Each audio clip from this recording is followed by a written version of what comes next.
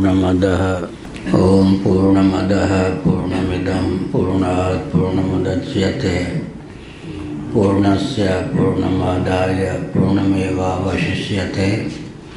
ओम शांति शांति शांति। नामापिते च मधुरं मधुरं स्वरूपं कर्मापिते च मधुरं मधुरा स्मृतिश्च बुद्धिं प्रबोधय प्रभो मधुबोध शक्तिं विद्यां प्रयच्छ परमां परिभावयामि। नारायणाखिल गुरो भगवन् नमस्ते शिवाय नमः शिवलिंगाय नमः। नारायण। अयम् अस्याभिसन्धि अयम अस्याभिसंधि। इस संदर्भ में यह अभिसंधि है, अंतर्निहित भाव है। ब्रह्म ही शास्त्रस्य कारणम उक्तम शास्त्र योनित्वात् इति। प्रथम अध्याय में ब्रह्म को ही शास्त्र का कारण कहा गया। भला किस सूत्र के माध्यम से? शास्त्र योनित्वात्, इस सूत्र के माध्यम से। योनि का अर्थ यहाँ पर कारण होता है।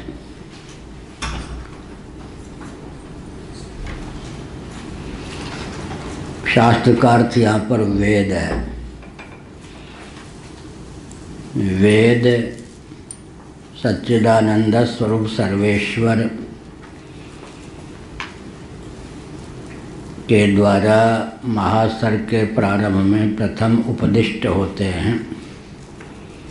इसलिए वेदों का कारण सच्चिदानंद स्वरूप सर्वेश्वर को माना जाता है। नैयायिक वैशेषिक ऐसा मानते हैं कि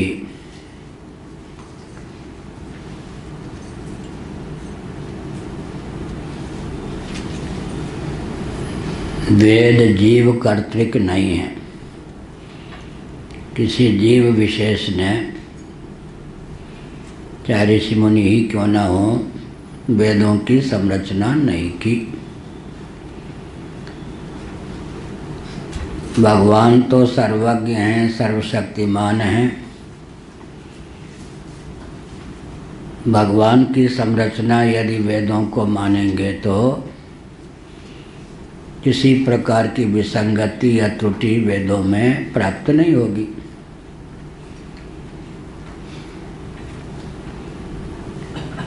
पूर्व मीमांसक न कदाचित अनिदृशम जगत ऐसा मानते हैं। वे महासर्ग और महाप्रलय की मान्यता से रहित हैं।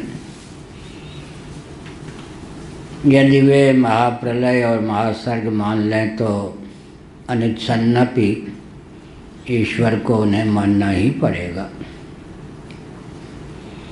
वेदों को प्रमाण तो मानते हैं, लेकिन न कदाचित अनिदृशम जगत, कभी ऐसा नहीं था कि जगत ऐसा नहीं था। अर्थात कुछ आंशिक संहार होता रहता है, विप्लव। बाकी अनादिकाल से जगत इसी प्रकार है। कभी किसी ने जगत की संरचना नहीं की। एतावता ईश्वर की भी उन्हें आवश्यकता नहीं होती। तो वेद भी अनादि हैं। जीव कर्तृत्व तो नहीं है, ईश्वर की मान्यता ही नहीं है, तो ईश्वर के द्वारा उपदिष्ट या रचे हुए भी वेद नहीं हैं। उत्तर मीमांसक ऐसा मानते हैं कि वेद सर्वथा अपौरुषेय हैं, न जीव कर्तृक हैं न ईश्वर कर्तृक हैं। ईश्वर को मानते हुए भी वेदों को ईश्वर कर्तृक नहीं मानते, तब फिर उत्तर मीमांसा, वेदांत दर्शन, शारीरक मीमांसा जिसको कहते हैं, उसी का यह सूत्र है जो भामतीकार जी ने प्रस्तुत किया है। शास्त्र योनित्वात्, शास्त्र का कारण होने के कारण। तो यहाँ पर आगे भामतीकार स्पष्ट करेंगे कि पूर्व कल्प में जिस प्रकार अनुपूर्वी घटित वेद थे ऋगादि, उसी प्रकार अनुपूर्वी घटित वेद का स्मरण कर परमात्मा हिरण्यगर्भ आदि जीव को उसका उपदेश कर देते हैं। यो ब्रह्मांडम विदधाति पूर्वम, इस उपनिषद वचन के अनुसार यह तथ्य सिद्ध है। श्रीमद् भागवत प्रथम स्कंध प्रथम अध्याय का पहला श्लोक भी कहता है, तेने ब्रह्म हृदय आदि कवये मुह्यन्ति यत् सूरयः।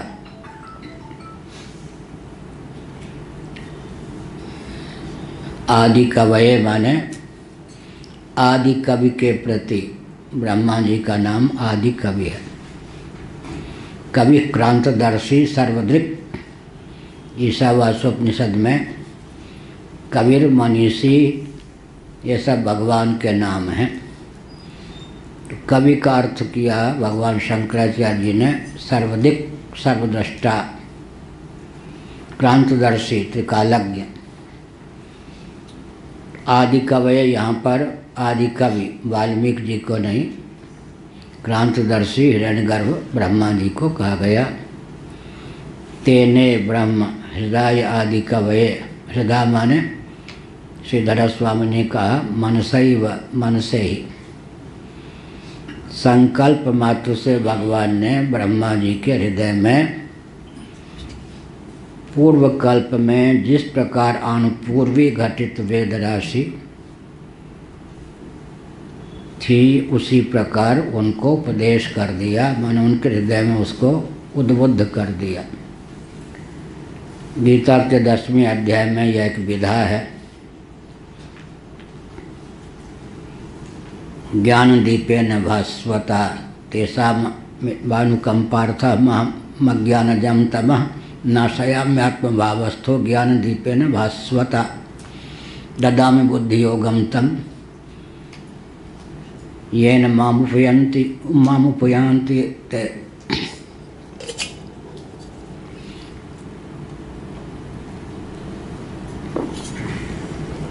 दक्षिणामूर्ति जी के बारे में भी कहा गया है कि शिष्य लोग वृद्ध, लेकिन दक्षिणामूर्ति युवावस्था में थे। शिष्य वाणी के द्वारा प्रश्न करते थे, दक्षिणामूर्ति को वाणी से उत्तर देने की आवश्यकता नहीं होती, संकल्प मात्र से उनके प्रश्न का उत्तर दे देते थे। ऋषियों में भी एक क्षमता होती है। सुलभा नाम की तपस्विनी राजकन्या थी। ए भाई मोबाइल ये सब बंद कीजिए, ये कोई चौपाटी नहीं है, यहाँ ब्रह्म विद्या का वक्तव्य है। नारायण, हमने क्या संकेत किया कि सुलभा राजकन्या थी, लेकिन इतनी तेजस्विता उसमें थी, पूर्व जन्म की साधना के फलस्वरूप कि कोई राजकुमार उससे विवाह करने के लिए तत्पर नहीं हुआ। उसके तेज को सहने की क्षमता किसी राजकुमार में नहीं थी। सामान्य नियम यह है कि कन्या का विवाह होना ही चाहिए, नहीं तो पिता को, बड़े भाई को, सबको पाप लगता है। स्त्री जाति अविवाहिता रहे, शास्त्र विरुद्ध है। सामान्य नियम यही है। लेकिन वहाँ लाचारी यह थी कि विवाह की भावना होने पर भी पिता आदि ने बहुत प्रयास किया। राजकन्या थी, उसके योग्य कोई पति राजकुमार उन दिनों था ही नहीं जो उसके तेज को सह सके। अतः परिस्थितिवश मैले कुचेले वस्त्र को पहनकर युवती सुंदरी राजकन्या होने पर भी कमर को टेढ़ी कर लाठी टेकती हुई चलती थी। चलते चलते वो ब्रह्मवादिनी सुलभा जनक जी के दरबार में आ गई। ब्रह्म विद्या को लेकर संवाद हो रहा था, प्रश्नोत्तर चल रहा था। सुलभा ने सोचा कि अगर मैं भी वाणी से बोलूं पूछूं तो मेरा क्या व्यक्तिगत अस्तित्व रहा।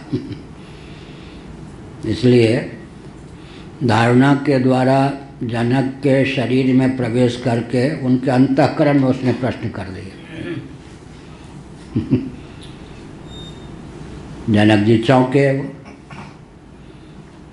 उन्होंने सोचा कि किसकी करामात है, कौन यहाँ योगी है या योगिन है, तो मेरे अंतःकरण में घुसकर उसने प्रश्न कर दिया।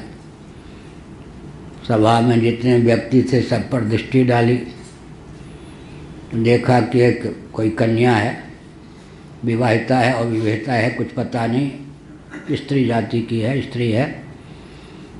वो जिस ढंग से बैठी है लगता है कि उसी ने योग बल से मेरे शरीर में प्रवेश करके पूछ दिया है।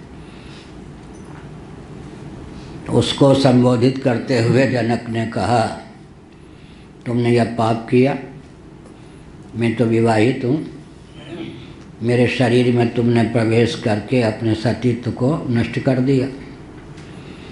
अगर तुम प्रोषित भर्तृका हो, विवाहिता हो तो भी उचित नहीं, कन्या हो तो भी उचित नहीं।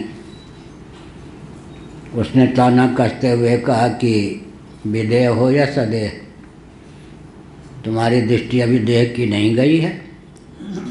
मैंने योग बल से तुम्हारे शरीर में मन को प्रविष्ट कर प्रश्न किया है, उत्तर आता हो तो दो, नहीं तो नहीं। जनक जी ने सोचा इससे पाला पड़ गया।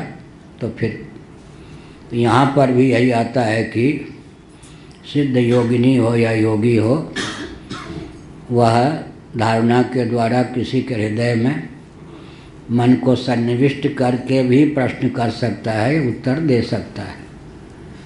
तेने ब्रह्म हृदय आदि कवये मुह्यन्ति यत् सूरयः।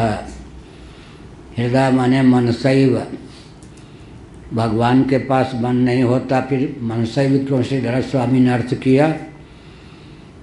तो पंचदशीकार के अनुसार भगवान के पास मन के स्थान पर माया, हमारे पास माया के स्थान पर मन, हमारा संकल्प मनोवृत्ति रूप, भगवान का संकल्प माया वृत्ति रूप। इसलिए मन हृदय का अर्थ मन सैव, मन से ही मन का अर्थ माया वृत्ति ले लेना चाहिए। अब यहाँ शास्त्र योनित्वाद इस सूत्र की सार्थकता कैसे रही, तो वेदांती कहते हैं भगवान सर्वज्ञ हैं, सर्वशक्तिमान हैं, उनके द्वारा वेद को रचित मानेंगे तो उसमें कोई त्रुटि नहीं होगी। भ्रम प्रमाद करुणा पाटव विप्रलिप्सा आदि पहले वर्णन कर चुके हैं। लेकिन विप्रलिप्सा, छल की संभावना हो सकती है देवताओं का कार्य साधने के लिए।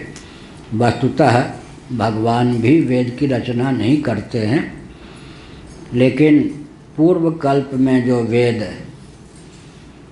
महाप्रलय के कारण विलुप्त हो जाते हैं, उस वेद का दर्शन करके दिव्य दृष्टि से भगवान क्या करते हैं, प्रथम अभिव्यक्त हिरण्यगर्भ को संकल्प के द्वारा प्रदान कर देते हैं। इतने अंशों में भगवान को वेद का कारण माना गया।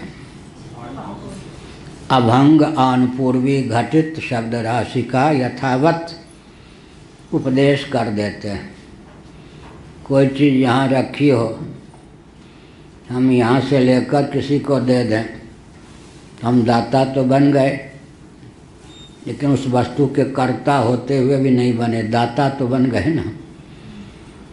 वस्तु पहले से है, हमने रचना नहीं की, हमारा योगदान क्या हुआ, उस वस्तु को यहाँ से लेकर हमने किसी को दे दी।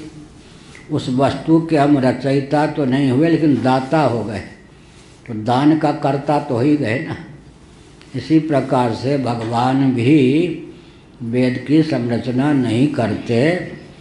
पूर्व कल्प में यथा अनुपूर्वी जो वेद राशि महाप्रलय में भगवान में ही महत्तत्व के द्वार से विलीन हो जाते हैं, प्रकृति के द्वार से, उसको पुनः महासर्ग के बाद प्रथम जीव हिरण्यगर्भ के हृदय में प्रेषित कर देते हैं, अर्थात उसको वेद ज्ञान को, वेद राशि शब्द राशि को प्रकट कर देते हैं, वेदों का ज्ञान भी प्रदान कर देते हैं। यह अर्थ हुआ।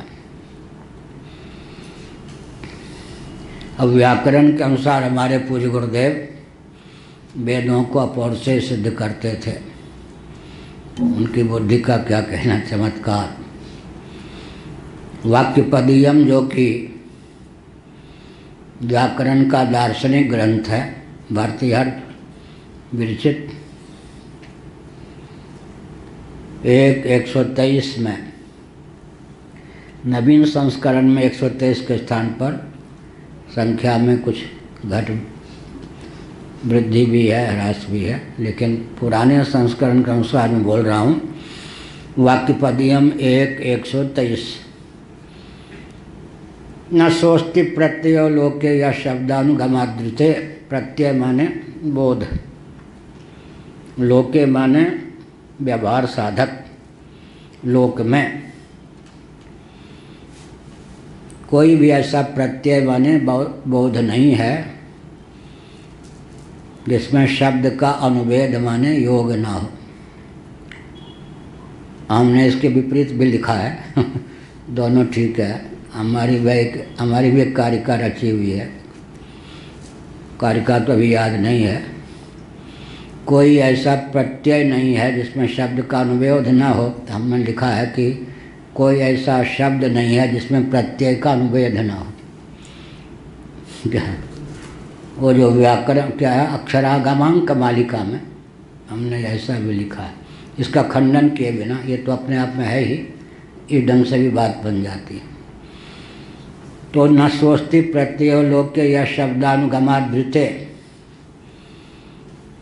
इसी के आधार पर पूज्य गुरुदेव वेदों को अपौर से सिद्ध करते थे। ये उनकी बुद्धि की चमत्कृति थी। वो क्या कहते थे, अनादि सर्वेश्वर के सृष्टियादि विषयक अनादि बोध में न सोस्ति प्रत्ययो लोके या शब्दानुगमादृते, इस सूत्र के अनुसार, कारिका के अनुसार, जो अभंग आनपूर्वी घटित शब्द राशि हैं उन्हीं का नाम वेद है। अवतोर से हो गए क्या, अनादि सच्चिदानंद स्वरूप सर्वेश्वर के सृष्टियादि विषयक ज्ञान में अभंग आनपूर्वी घटित जो शब्द राशि हैं, न सोस्ति प्रत्ययो लोके या शब्दानुगमादृते, इस वचन के अनुसार उसी का नाम क्या है, वेद। अभंग आनपूर्वी, पुराण भी अनादि हैं। कल्प भेद से पुराणों के रचयिता भी अलग अलग होते हैं, भागवत आदि में लिखा है। फिर पुराणों को पौरुषे क्यों कहते हैं? वेदों में जो पुराण हैं वो अपौरुषे हैं।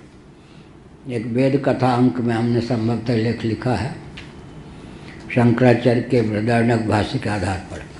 लेकिन जो प्रसिद्ध है भागवत इत्यादि पुराण हैं, उनका ज्ञान भी अनादि है। कभी पराशर ऋषि, कभी वशिष्ठ जी, कभी कृष्ण द्वैपायन वेदव्यास जी, कई व्यास हुए हैं, उन सब का नाम है। वो पुराणों की रचना करते हैं। तो उसमें अभंग आनपूर्वी की शर्त नहीं है। अभंग आनपूर्वी का अर्थ क्या होता है, गणानान्त्वा गणपतिग्वं हवामहे, गौणानान्त्वा, जिस क्रम से अक्षर है उसी क्रम से, हेर फेर नहीं कर सकते, जिसको अभंग आनपूर्वी कहते हैं। अभंग आन पूर्वी घटित शब्द राशि पुराणों में नहीं होते। ज्ञान तो अनादि ही होता है, लेकिन शब्दावली में आन पूर्वी का भेद होता है। वेदों में अनादि तो ज्ञान है, लेकिन आन पूर्वी भी अनादि ही हैं। गौणानान्त्वा इसी क्रम से है, क्रम में भी परिवर्तन नहीं, उसी का नाम है अभंग आन पूर्वी। तो सच्चिदानंद स्वरूप सर्वेश्वर के सृष्टियादि विषय ज्ञान में अभंग आन पूर्वी घटित शब्द राशि का नाम वेद है। बोलो भाई भृगु जी, कठिन है, ठीक है। सच्चिदानंद स्वरूप अनादि सर्वेश्वर के सृष्टियादि विषय के ज्ञान में अभंग आन पूर्वी घटित क्या अनादि शब्द राशि का नाम वेद है। इस प्रकार वेद पौरुषेय भी हैं, अपौरुषेय भी हैं। जीव कर्तृक नहीं है, और ईश्वर का हाथ उसमें कितना है? पूर्व वेदों का यथावत स्मरण करके ब्रह्मा जी को उपदेश दे देने में इतना हाथ है। लोटा का निर्माता मैं नहीं हूँ, लेकिन लोटा का दाता हो गया, तो दाता तो हो ही गया, दाता भी करता है या नहीं। इस दृष्टि से वेद के रचयिता भगवान हो भी गए, इतने अंशों में वेद हो गया पौरुषेय शास्त्र योनित्वात्। ईश्वर पुरुष माने पुरुष विशेष ईश्वर, सचमुच में उसका निर्माता ईश्वर भी नहीं हुए।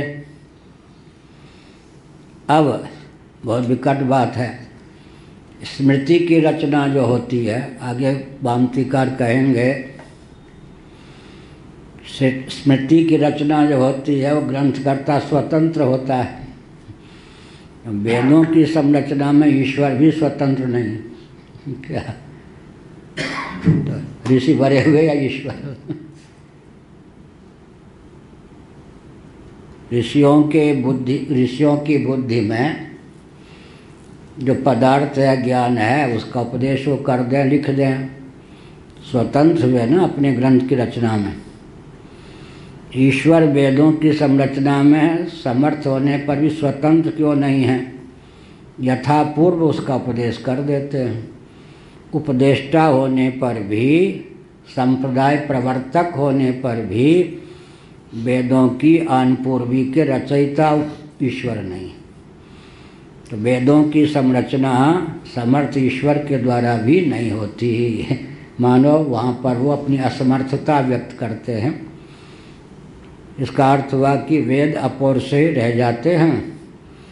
उनमें पौरुषेयत्व तो केवल इतने अंशों में होता है कि वे स्मरण करके ब्रह्मा जी को या मुख ऋषि को दे देते हैं। शास्त्र योनित्वात् इसका अर्थ हुआ।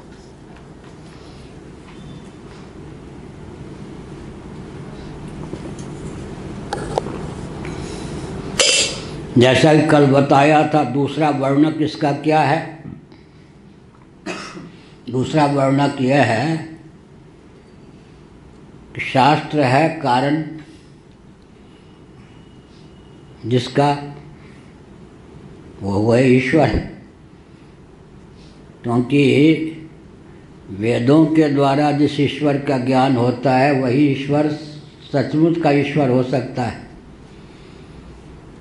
वेदवाही जो ईश्वर होता है वो साईं बाबा होता है, कुछ और होता है। जीव की बुद्धि ने जिस ईश्वर को बनाया वो जीव से घटिया होगा या नहीं? इसलिए कहा वेदैक समधिगम्य धर्म और ब्रह्म। क्या इसका अर्थ क्या हुआ? ईश्वर की सिद्धि वेदों से होती है और वेदों की अभिव्यक्ति ईश्वर से होती है, इतना अंतर है। ईश्वर की सिद्धि, ईश्वर की रचना वेद नहीं करते और वेद की रचना ईश्वर नहीं करते, लेकिन एक दूसरे के कारण हो जाते हैं। क्या ईश्वर भी अनादि हैं, वेद भी अनादि हैं। अनादि पदार्थ की रचना कौन करे? अनादि वेद के अभिव्यंजक ईश्वर हो गए उपदेष्टा। लेकिन अनादि वेद ने जो ईश्वर का स्वरूप निर्धारित किया है वही ईश्वर का स्वरूप मान्य है। वेद बाह्य अगर कोई स्मृति है, किसी महापुरुष या पुरुष का वचन है, केवल उसके द्वारा अगर ईश्वर को सिद्ध करेंगे तो ईश्वर नहीं। वेदैक समधिगम्य है। वेदानुकूल अगर किसी महापुरुष ने ईश्वर को ख्यापित किया जगत कारक के कारण के रूप में तो ठीक है, लेकिन वेद बाह्य, वेद की सीमा का अतिक्रमण करके ईश्वर को अगर कोई ख्यापित करे तो ईश्वर में ईश्वर का लक्षण ही चरितार्थ नहीं होगा।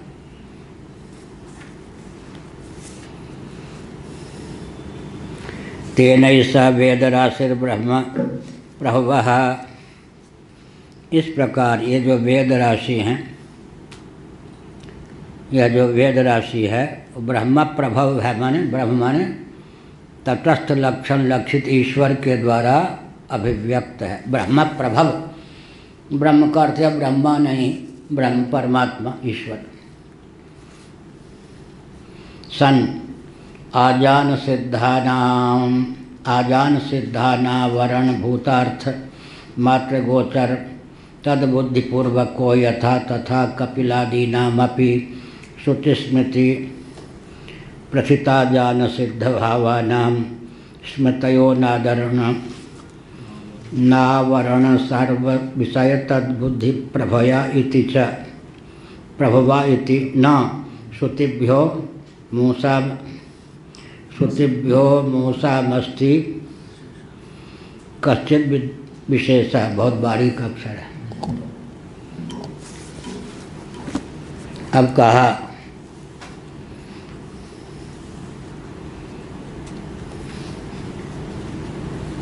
आजान सिद्ध जो है, महापूर्व पक्ष चल रहा भी, आजान सिद्ध सर्वज्ञ। आजान सिद्ध का अर्थ होता है सर्वज्ञ।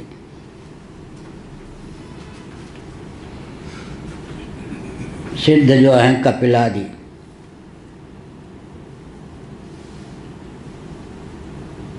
उनको ये जीवन में बुद्धि में किसी भी पदार्थ का भूतार्थ का ज्ञान निरावरण उच्छलित होता है, भ्रम प्रमाद आदि से रहित, संशय विपर्य से रहित, अज्ञान से रहित।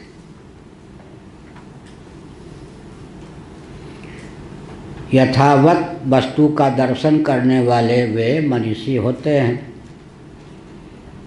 इसका अर्थ क्या हुआ? वो ईश्वर कल्प हो गए। ईश्वर ने जैसे वेदों की रचना नहीं की, केवल उनकी दृष्टि में वेद राशि का प्रकाश हो गया, उसको उन्होंने ब्रह्मा जी को उपदेश दे दिया। ऐसे ही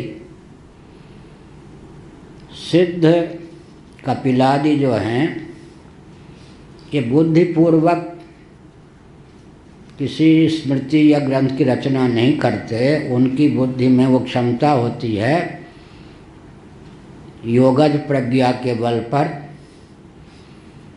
जो वस्तु जिस प्रकार है उस वस्तु का यथावत वो बुद्धि दर्शन कर लेती है।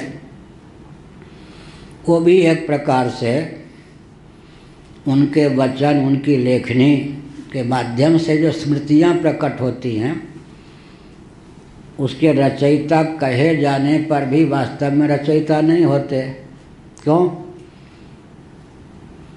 जैसा उन्होंने उस दिव्य प्रज्ञा के बल पर तत्व को देखा, वैसा ही उन्होंने वर्णन कर दिया। तो ईश्वर कल्प हो गए या नहीं?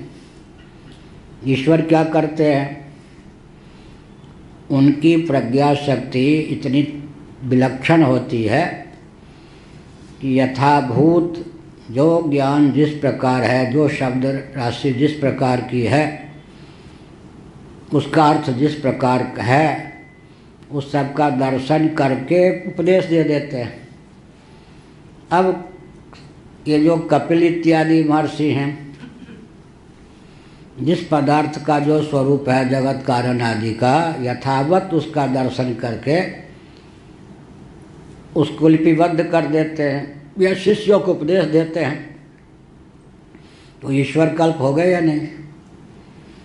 तो उनकी वाणी पर विश्वास करना चाहिए।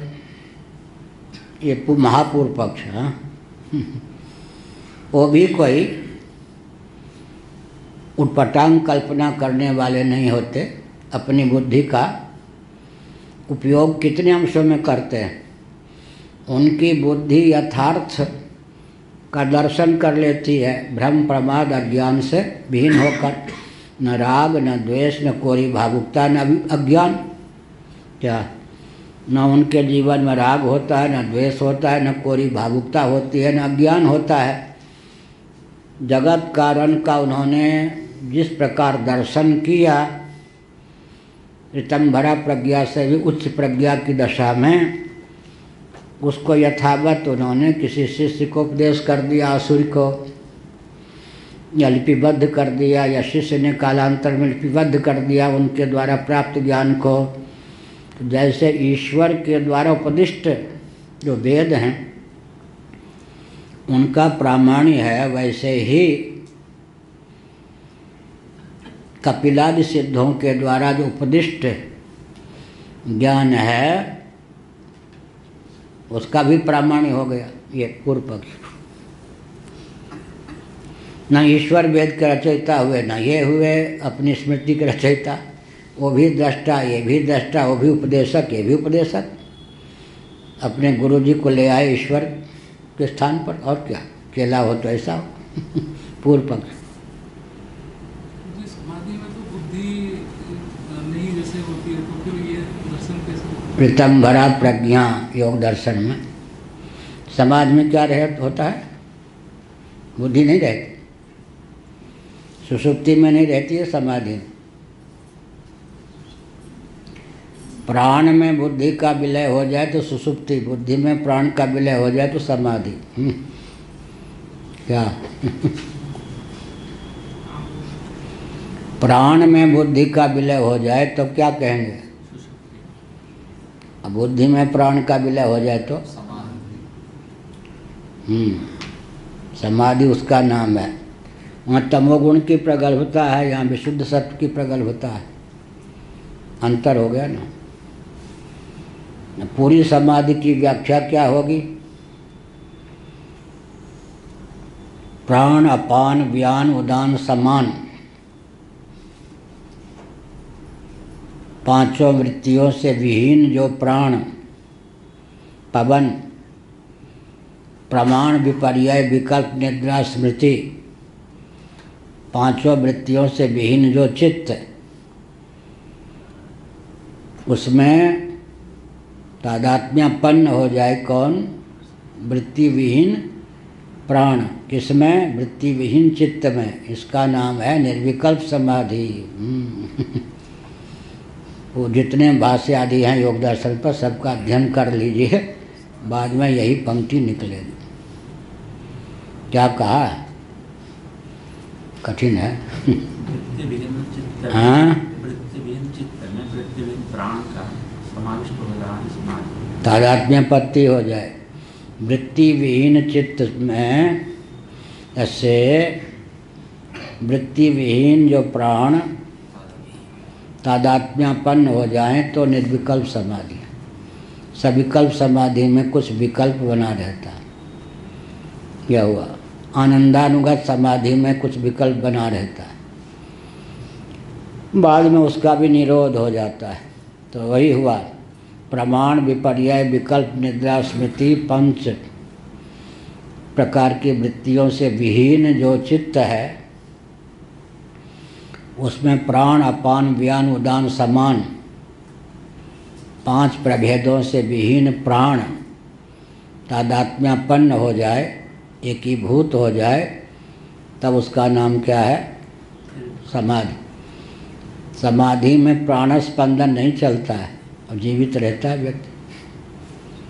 प्राण की विद्यमानता रहती है, प्राण स्पंदन नहीं चलता। एक नागा बाबा थे, वो बेचारे निर्विकल्प समाधि में थे। चेले चपाटी को निर्विकल्प समाधि का लक्षण नहीं मालूम था। महीनों पड़े रहे, बाद में उनको जीवित दशा में ही गंगा में डाल दिया, खत्म कर दिया, चलो कि मर गए गुरु जी। नागा बाबा बहुत सिद्ध हुए हैं। पता कैसे चला? फिर योगियों ने बताया कि वो तो समाधिस्थ थे, न शरीर हिलना, न गिरना, न मुड़ना, न क्या मुर्दे के लक्षण अलग होते हैं ना। यथावत वर्णन किया तो लोगों ने कहा तो समाधिस्थ थे, तुमने ये क्या किया? तुम पथिक जी थे ना, उत्तर प्रदेश में पहले गाते थे, हमसे झड़प हो गई थी। कहाँ पर? वही आनंद आश्रम में।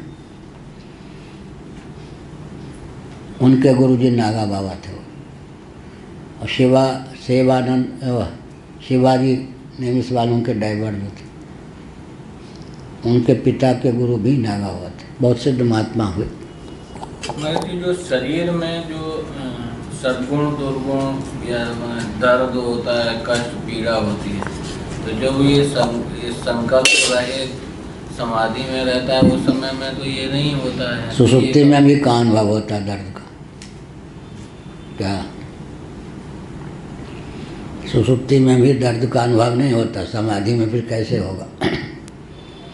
या तो विशुद्ध सत्व की दशा में या तमोगुण की प्रगल्भता की दशा में विक्षेप का अनुभव तो तभी होगा ना, जब बीच में गड़बड़ हो। वहाँ तो तमोगुण इतना बढ़ गया, यहाँ सत्वगुण इतना बढ़ गया, तो हो गया।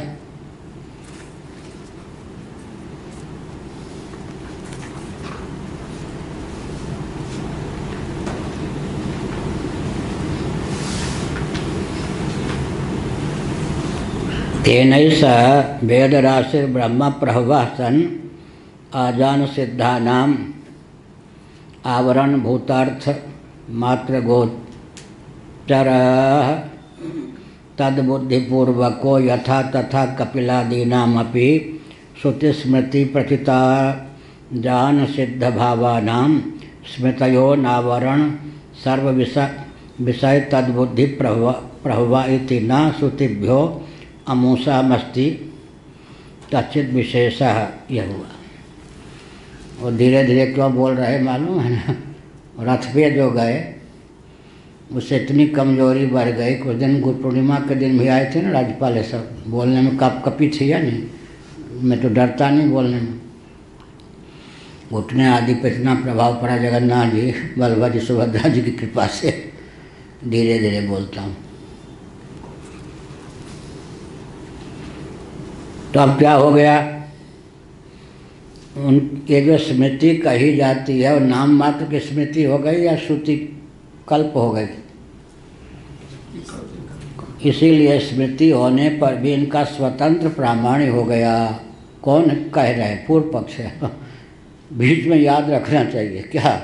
हाँ, नहीं तो स्वामी अखंडानंद महाराज एक सिद्ध महात्मा जिनको गुरु मानते थे, वो दंड की दृष्टि से नहीं, साधना की दृष्टि से, उनके बारे में कहते थे बाबा को देह का भान नहीं रहता था। शंकरानंदी गीता उनको टीका बहुत पसंद थी। अर्थ करते थे, पूर्व पक्ष को उत्तर पक्ष बोल देते थे, उत्तर पक्ष को पूर्व पक्ष। तो इतनी श्रद्धा थी हम लोगों में कि हम समझते थे बाबा को देह का भान नहीं है। ये नहीं कहते बाबा को पता ही नहीं क्या पूर्व पक्ष है क्या उत्तर पक्ष है। चलवा हो तो ऐसा हो।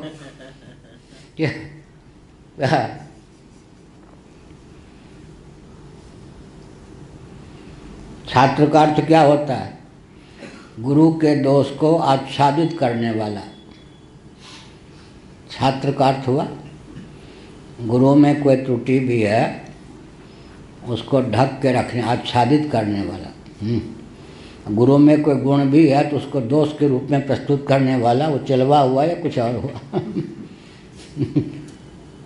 एक है कोई प्रशांत जैसा कुछ नाम है, तो उसने अपने मन की भावना दूसरों की ओर से, वही धनंजय में दोस्त था उसे, महाराज आपके बारे में लोग कहते हैं कि संस्कृत नहीं बोलते।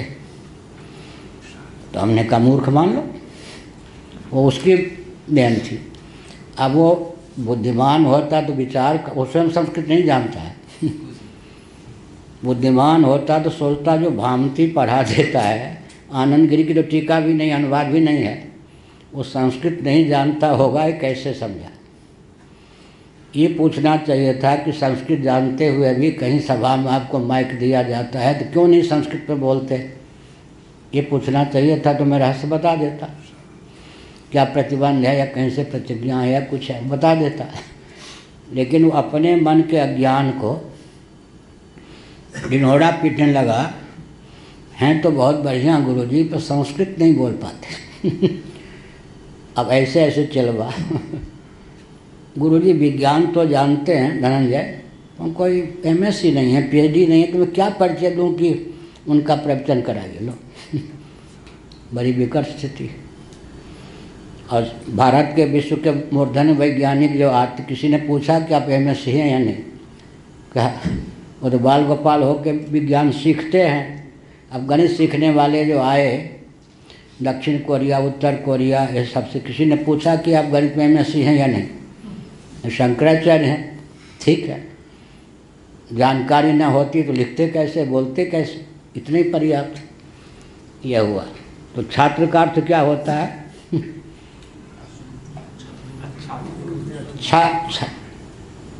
संधाम शिरस्य पढ़नानी। छात्र का अर्थ होता है देहगत कोई दुर्बलता आदि के कारण कोई गुरु में त्रुटि है तो उसको आच्छादित करे, ढिंढोरा न पीटे। और छात्र के स्थान पर दूसरा कौन होता है? गुण को भी दोष के रूप में प्रस्तुत करे, यह कहा। तो नाम स्मृति हो जाने पर भी काम क्या हुआ? श्रुति का ही हुआ।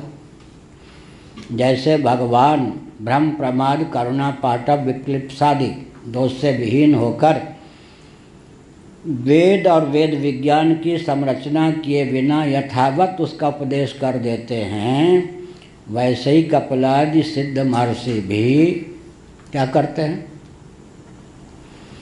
सिद्ध पदार्थ भूतार्थ, जो पदार्थ जैसा है यथावत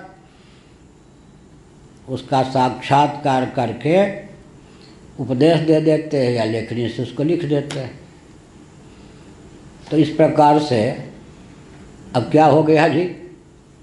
कहने को स्मृति होने पर भी उसमें जो तत्व का वर्णन है, पदार्थ का वर्णन है, वो श्रुति कोट का हो गया या नहीं?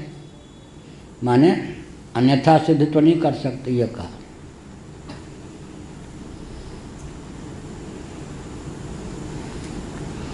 न चैता स्फुटतरम प्रधानादि प्रतिपादन परा शक्यन्ते अन्यथा कर अन्यथा ये तुम। ठीक।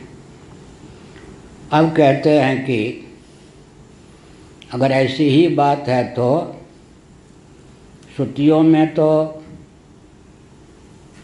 प्रधान प्रकृति या व्यक्त को जगत का अभिन्न निमित्तोपादान कारण नहीं माना गया,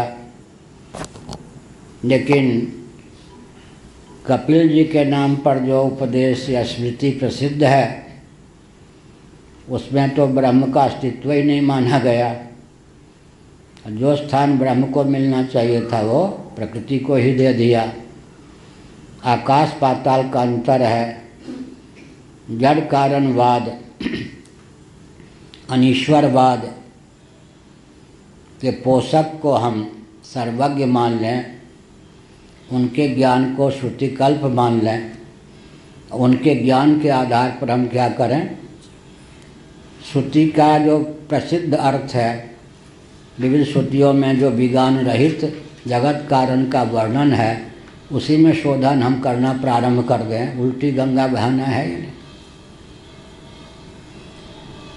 अभी पूर्व पक्ष है, भले ही उन्होंने प्रधान को ही जगत का कारण कहा हो, लेकिन उनके सिद्धांत को अन्यथा नहीं कर सकते। उसमें आंख मूंदकर विश्वास कीजिए, क्योंकि वो सिद्ध ठहरे। तस्मात् तदनुरोधेन कथनचित श्रुतया एव नेतव्याः। लो जी।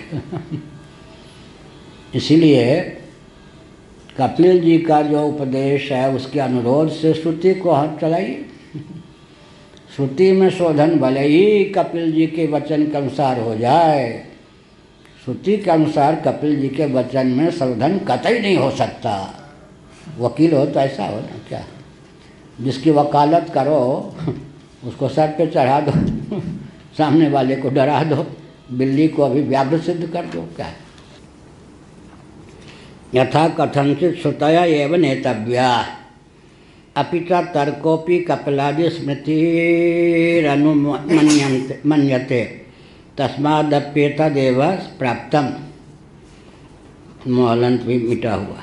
अच्छा, अब कहते इतना ही नहीं, श्रुति तो श्रुति ही है, कपिल स्मृति जो है उसमें तो अनुमान भी है ना। अनुमानी कहते ही हैं, तर्कणा की व्यवस्था, तर्कणा शक्ति भी पर्याप्त है। इसका अर्थ क्या हुआ, श्रुति में तो केवल श्रुति है, वचन है, दादा के वचन को मान लो। कपिल जी ने जो लिखा है उसमें श्रुति का तात्पर्य जो हो सकता है वो तो उन्होंने दिया ही, उसको स्थूणा निखनन न्याय से क्या किया है, तर्कणा शक्ति के द्वारा भी भाव को व्यक्त किया है। श्रुति से एक दर्जा अधिक हो गया नहीं। यहाँ केवल श्रुति है, वचन है, आस्था है तो मान लो, यहाँ आस्था नहीं भी है तो युक्तियों के बल पर तुम्हें मानना ही पड़ेगा, क्योंकि अकट युक्तियों का प्रयोग किया अनुमान का। इसलिए भाई दोहरी बात हो गई। ईश्वर सिद्ध तो हमारे कपिल भी सिद्ध, दोनों में तुल्य। ईश्वर यथार्थ के दृष्टा तो कपिल जी भी यथार्थ के दृष्टा, यहाँ तो बराबरी हो गई। श्रुति में युक्ति की न्यूनता है, यहाँ तो युक्तियों के द्वारा भी सारे तथ्यों को सिद्ध किया गया है। एतावता श्रुति से भी प्रबल कपिल स्मृति है।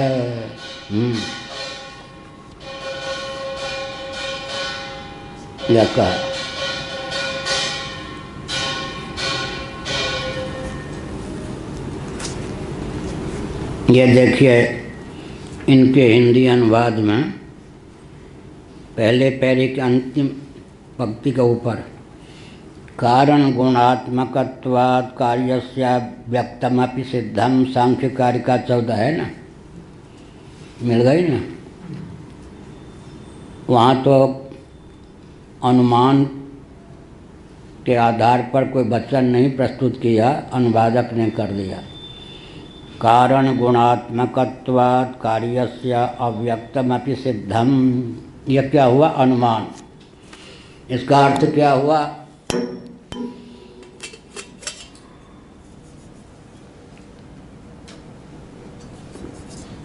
देखिए श्रुति दुर्बल है स्मृति की अपेक्षा, उनका पक्ष में रख रहा हूँ।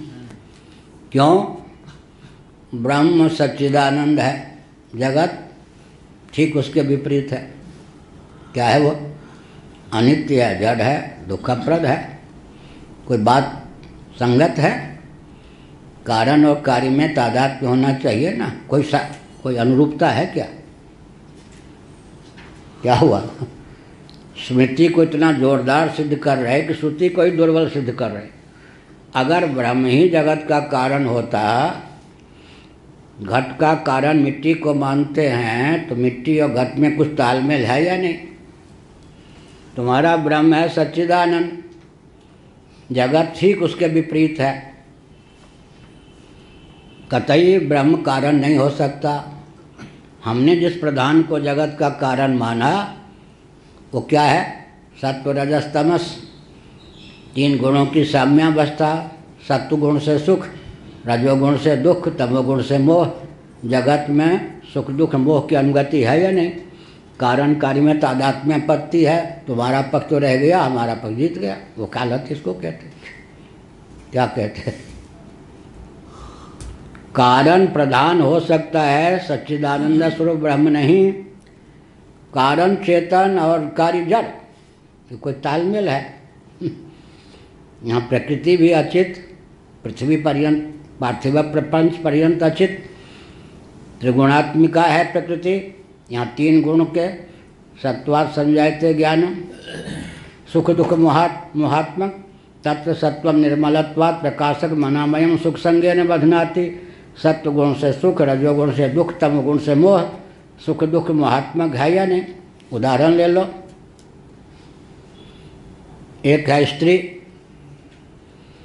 पतिव्रता है, अपने पति की काया की छाया है, तो पति को क्या देती है? सुख।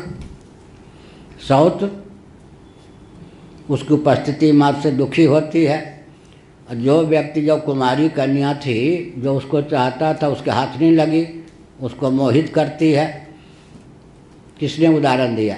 वाचस्पति जी ने।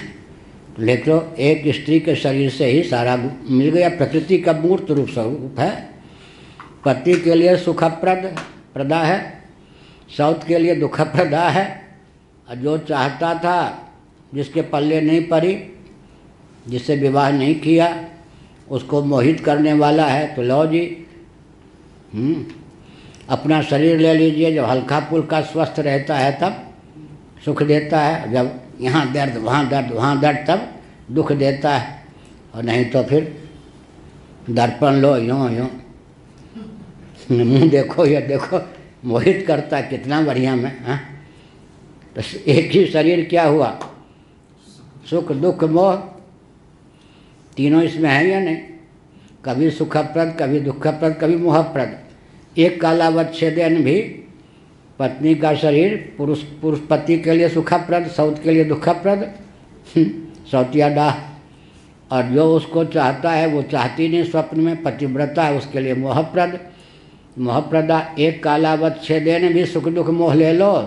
कालक्रम से विष्णु आश्रम में इतने मोटे तगड़े गोरे चट्टे थे सुखताल में, वो बैठे थे आसन पर, कुर्सी पर नहीं, ऐसे। मैं नीचे बैठा था। उन दिनों शरीर इन्हीं के समान था। तो मैंने सोचा, हाँ, पंजाब आदि में इनकी दाल गल सकती है। पंजाब में उन दिनों आधा तखत जब तक वक्ता घेर न ले मोटाई से, तब तक उसको वक्ता नहीं मानते थे। पतले व्यक्ति से कथा सुनते ही नहीं थे पंजाबी, कम से कम इतना मोटा होना। हमने सोचा कि पंजाब में, तो मैं भी जाता था ना पंजाब में, दुबले पतले, और गाना भी नहीं आता मुझे। मैं गाता नहीं, मैं तो गाना भी जानता हूँ, नाचना भी जानता हूँ। हम लोगों के गीत सुन करके कोई बरसलधार वर्षा में भी उठते नहीं थे। हमारे नृत्य को सुनकर देख करके कोई मुसलधार वर्षा में भी भगना नहीं चाहते थे। बचपन की बात है न। अब मैं गाता हूँ न नाचता हूँ। तो मैंने सोचा विष्णु आश्रम में सही पंजाब में रहने योग्य है। इतने में उनको लवशंका का वेग लगा। देख लिया शरीर क्या है, गोरा चट्टा मोटा। हमने मुँह से कुछ नहीं कहा था, देख लिया। हमने कहा उत्तर मिल गया। इतनी सारी शक्ति लगा के उठे, कहा देख लिया।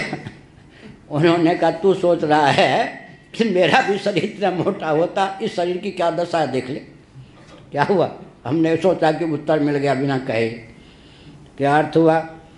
देखो भाई, तालमेल कार्य कारण का नहीं मिलता।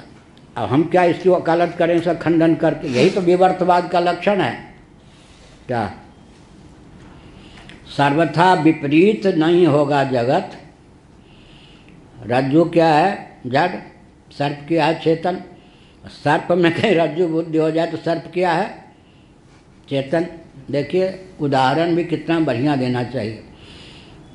सर्प में रज्जु भ्रम के समान ब्रह्म में जगत का भ्रम है, कहना ठीक था या नहीं? लेकिन किसी को सचमुच सर्प न काट ले, इसलिए ब्रह्म को ही जड़वत बता दिया। रज्जु में सर्पवत क्यों कहा? करुणा है या नहीं? वास्तव में तो सर्प में रज्जुवत, ब्रह्म है चेतन, जगत है जड़। उदाहरण क्या दिया?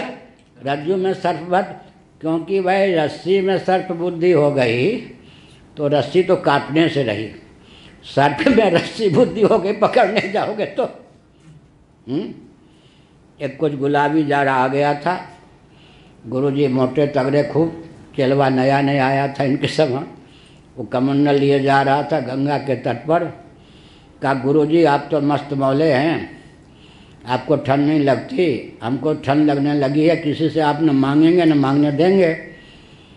देखिए देखिए गंगा जी हैं, एक कंबल काला बहता हुआ जा रहा है। मैं तैराकी हूँ, आज्ञा हो तो उस पर तो किसी का स्वामित्व तो नहीं है, आके पकड़ लूँ। चलवा खतरा हो सकता है, लोह मत कर। महाराज जी आप मारोगे ठंडी में, क्या किसी से आप मांगने नहीं दोगे? दोगे स्वयं नहीं, ठंड लगती है हमको। तो फिर देख लो, मत बात मानो। वो था रीछ बेटा हुआ जा रहा था, आजा आजा महाराज, अब कंबल ने पकड़ लिया हमको, रीछ ने पकड़ लिया। यही हुआ ना। इसका मतलब क्या हुआ? इसका मतलब ये हुआ कि हम जो कहते हैं कि जगत असच्चिदानंद है, ब्रह्म सच्चिदानंद है, लक्षण में तालमेल नहीं, यही तो मिथ्यात्व का लक्षण हुआ ना। असतो मां सद्गम है, इसी से तो हम विवर्त सिद्ध कर देंगे क्या। और फिर कारण कार्य में तादात्म्य सर्वत्र होना चाहिए। सर्वथा तादात्म्य होगा तो कार्य कारण भाव नहीं, सर्वथा भिन्नता होगी तो कार्य कारण भाव नहीं। कुछ अंशों में, दृष्टांत भी किसको कहते हैं, कुछ अंशों में भिन्न, कुछ अंशों में अभिन्न। लेकिन आकाश में जो नीलिमा का भ्रम होता है, ये क्या है जी? तालमेल है। नीलिमा क्या है? गुण है। आकाश क्या है? द्रव्य है। गुण में द्रव्य का भ्रम हो गया, निरूप में रूप का भ्रम हो गया या नहीं? ऐसा भी भ्रम होता है। भ्रम का कोई एक लक्षण रूप थे है। लेकिन इन्होंने कहा कारण गुणात्मकत्वात् कार्यस्य अव्यक्तमपि सिद्धम। तुम्हारा ब्रह्म तो असिद्ध हो गया क्योंकि वो सच्चिदानंद है। जगत तो बिल्कुल उसके ठीक विपरीत है। लेकिन हमारे प्रधान में और जगत में, पृथ्वी आदि में तालमेल बैठ जाता है। वो त्रिगुणात्मिका है प्रकृति, यह भी सुख दुख मोहात्मक है। तालमेल बैठ गया। सत्वगुण के प्रभाव से सुख, रजोगुण के प्रभाव से दुख, तमोगुण के प्रभाव से मोह। तो लो जी, हमारी स्मृति के अनुसार तुम्हारी श्रुति में शोधन होना चाहिए, तुम्हारी श्रुति के अनुसार हमारी स्मृति में शोधन कतई नहीं होना चाहिए। लो, वकालत इसको कहते हैं। पृष्ठ 335।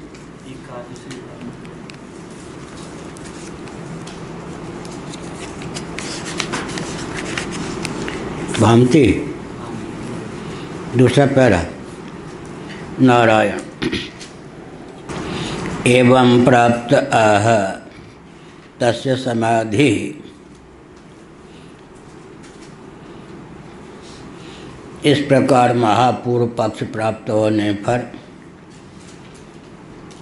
भगवान भाष्यकार ने कहा, उनके वचन को चिह्नित किया गया है तस्य समाधि। समाधि का अर्थ यहाँ पर समाधान है। जो आक्षेप किया गया या पूर्व पक्ष प्रस्थापित किया गया, उसका समाधान इस प्रकार है। यथा हि श्रुतीनाम अविगानम ब्रह्मणि गति सामान्यात् नैवं स्मृतीनाम अवगानमस्ति प्रधाने तासाम भूयसीनाम ब्रह्मोपादानत्व प्रतिपादन पराणाम तत्र तत्र दर्शनात्।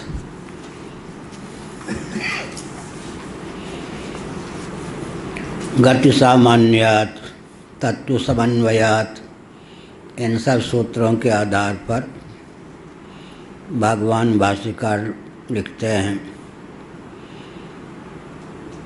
उपनिषदों में, यहाँ पर श्रुति नाम का अर्थ है श्रुतियों का शिरोभाग, वेदों का शिरोभाग जो उपनिषद है, उसमें ब्रह्म को लेकर कोई विगान नहीं है, मतभेद नहीं है। न तो षष्ठर किंचित विगानमस्ति, ऐसा भाष्यकार भगवान लिख चुके हैं।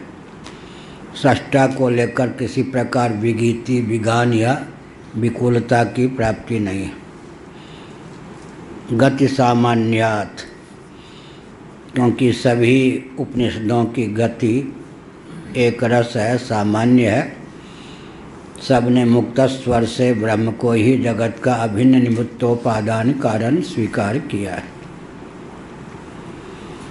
नैवं स्मृतीनाम अविगानमस्ति प्रधाने, लेकिन सांख्य स्मृति के नाम पर या कपिल जी के वाद के नाम पर जो सांख्य कारिका आदि प्रसिद्ध ग्रंथ हैं,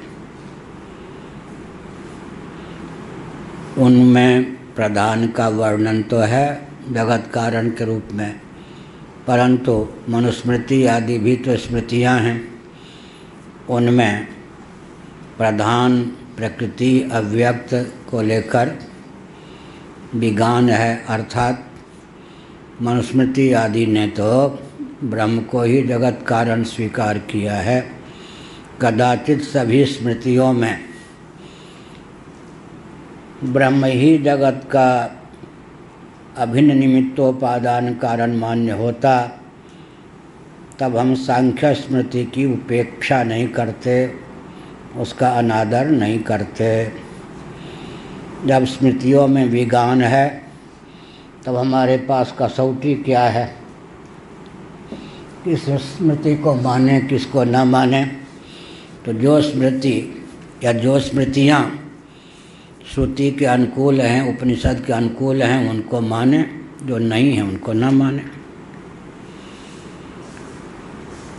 तस्साम भूयसी नाम ब्रह्मोपादान प्रतिपादन पराणाम तत्व तत्व दर्शनात्।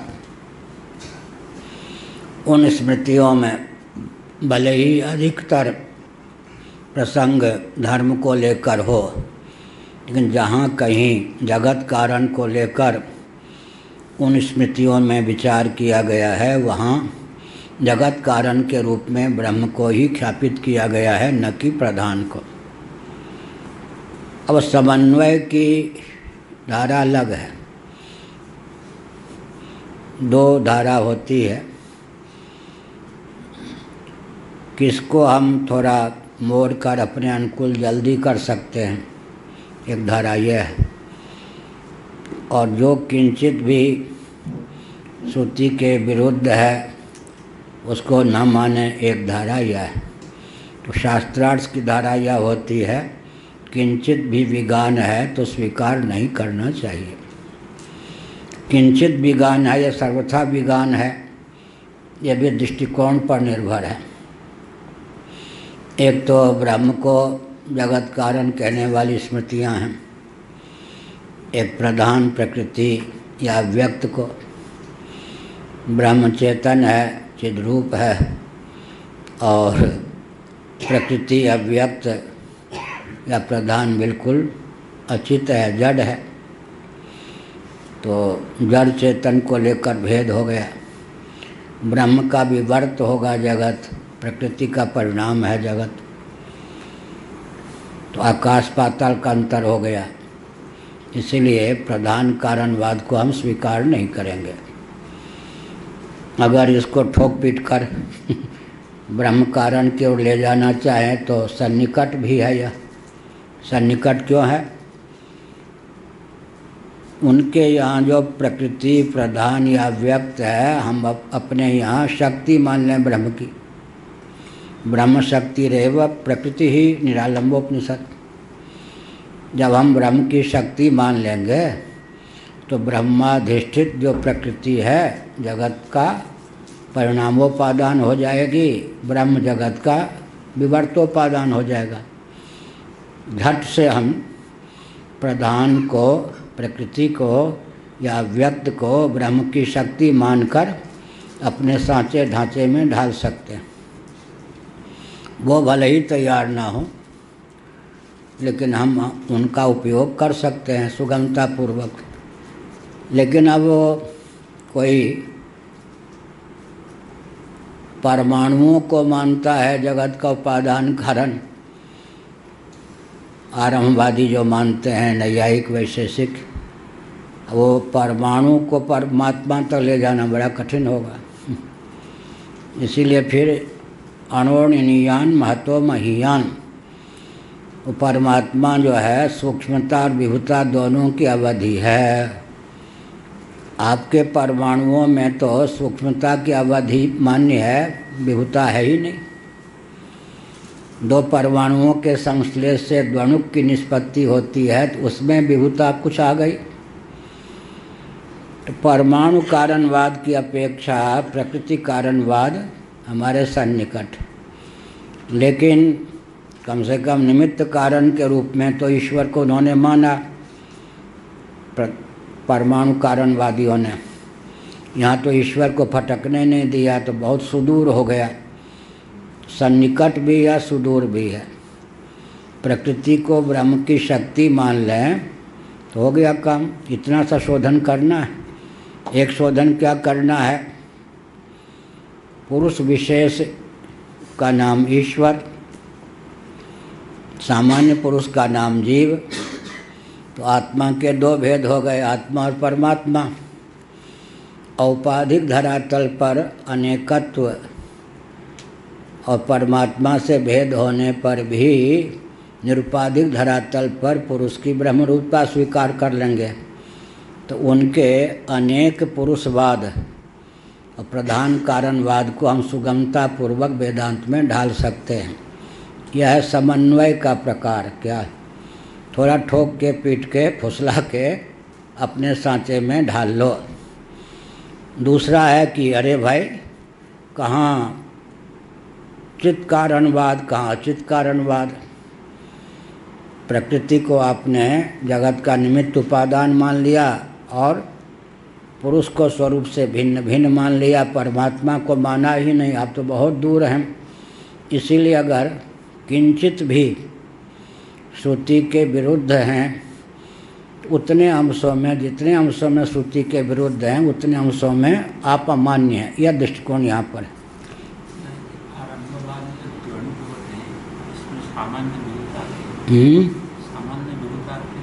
क्या कह रहे? गणों में आरंभवाद के आधार पर सामान्य विभुता आती है क्या?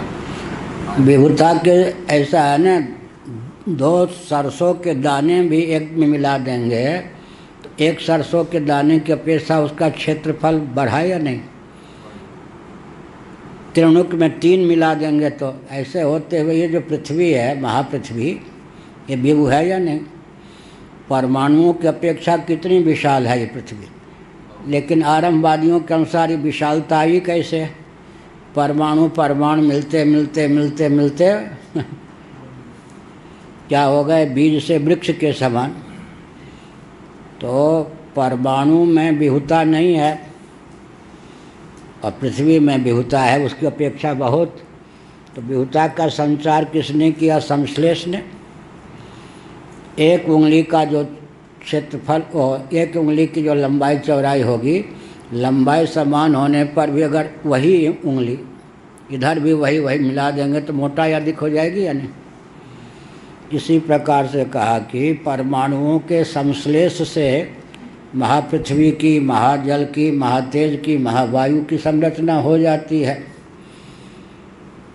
तो केवल परमाणुओं को लेकर बहुत दूरी है। एक तो परमाणु जड़, दूसरे परिच्छिन्नता की पराकाष्ठा का नाम परमाणु है। अब श्रुति क्या कहती है? अणुर्नियान महतो महियान। एक ही में दोनों चरितार्थ होना चाहिए। अणु से अणु और महान से महान। अणु होगा तो महान नहीं, महान होगा तो अणु नहीं। अणु का अर्थ होगा सूक्ष्मता कर लें तो सूक्ष्मता और विभुता दोनों की पराकाष्ठा, दृष्टांत आकाश को ले लें। एक ही में दोनों चरितार्थ कर लें।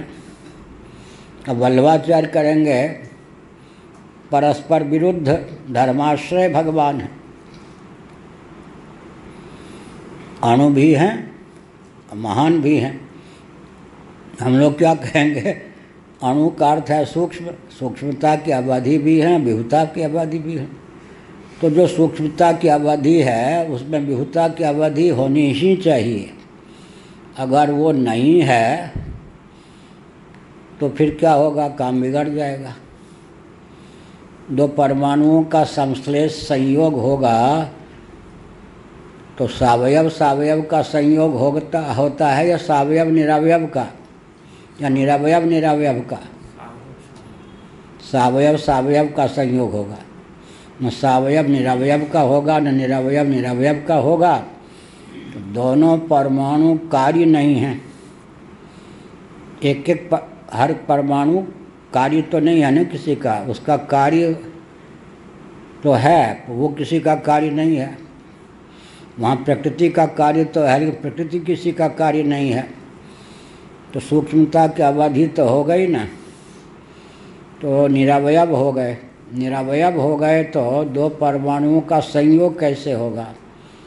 हमारे यहाँ तो क्षेत्र और क्षेत्रज्ञ का संयोग आध्यासिक हो जाएगा, ईश्वरकृत आध्यासिक।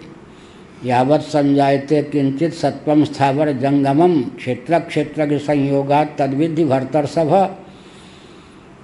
तो क्षेत्र और क्षेत्रज्ञ का संयोग भी बनता नहीं है, लेकिन आध्यासिक संयोग बन जाएगा। इनके यहाँ तात्विक संयोग बनता है, तो तात्विक संयोग बनने पर दोनों परमाणु क्या हो गए? सावयव। सावयव हो गए तो परमाणु का लक्षण ही चरितार्थ नहीं हुआ। किसी भी वस्तु का वह अविभाज्य अंग जो किसी भी यांत्रिक, मांत्रिक, तांत्रिक विधा का आलंबन लेकर विभाग को, विभाजन को प्राप्त न हो सके, उसका नाम परमाणु है। दूसरी बात है त्रसणेणु का जो परिभाषा की, धरोखे से जो सूर्य की रश्मि के साथ धूल उड़ती रहती है, त्रसणेणु की सावयवता है, तो उसके मूल में द्वणुक, द्वणुक के मूल में परमाणु, उसका तो अंकन आसानी से हो सकता है विभाग। क्या उसकी अपेक्षा द्वणुक कितना सूक्ष्म, द्वणुक की अपेक्षा परमाणु कितना सूक्ष्म।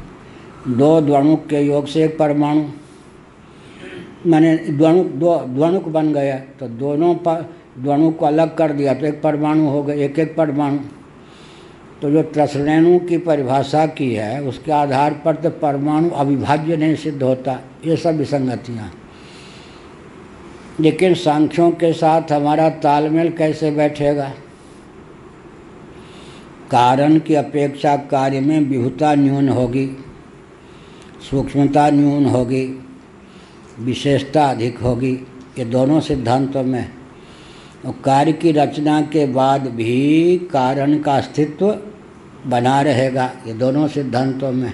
उन सन्निकट तो हुए, बस उनको इतनी करनी है, कुमारी कन्या को विवाहिता कर दो।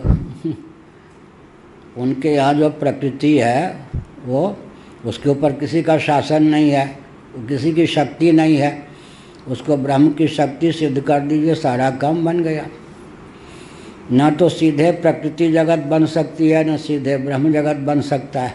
क्या ब्रह्म का परिणाम क्या होगा? हो ही नहीं सकता।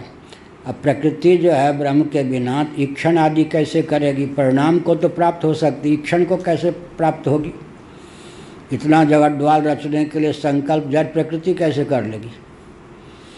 इसलिए मयाध्यक्षेण प्रकृति सूयते सचराचरम हेतुना न कौन्तेय जगत विपरिवर्तते। सामंजस्य हो गया। क्या सामंजस्य? यहाँ पर किंचित भी विज्ञान है, उतने अंशों में वो प्रस्थान अमान्य है। ये है कठोर तत्व का निर्णय होना चाहिए निष्ठुर हृदय से। मधुसूदन सरस्वती जी का कहना है अद्रुत चित्त से। हमारे पूज्य गुरुदेव ने कहा निष्ठुर हृदय से तत्व का निर्णय करना चाहिए। निष्ठुर, अद्रुत माने निष्ठुर। क्या वहाँ द्रवता आ गई, राग द्वेष सब आ गया तो अपना पराया आ गया तो तत्व का निर्णय नहीं होगा। इसलिए कहा समझौते की बात अलग है, पहले विभेद तो समझ लें। इसलिए इतने अंशों में वो ग्राह्य नहीं है। सांख्यिक स्मृति के समान ही अन्य स्मृतियाँ भी कदाचित प्रधान को ही कारण मान लेती, तो हम किसी को नहीं प्रमाण मानते। क्या और बहुत सी स्मृतियाँ तो ब्रह्म को ही जगत कारण मानती हैं। अब सांख्य स्मृति के बल पर हम क्या उन स्मृतियों को ले जाएं या श्रुति को ले जाएं, ये संभव नहीं। तो श्रुति और जो स्मृतियाँ ब्रह्म को जगत का कारण मानती हैं, उनके आधार पर हम सांख्य स्मृति को ही अप्रामाणिक मानने के लिए बाध्य हैं।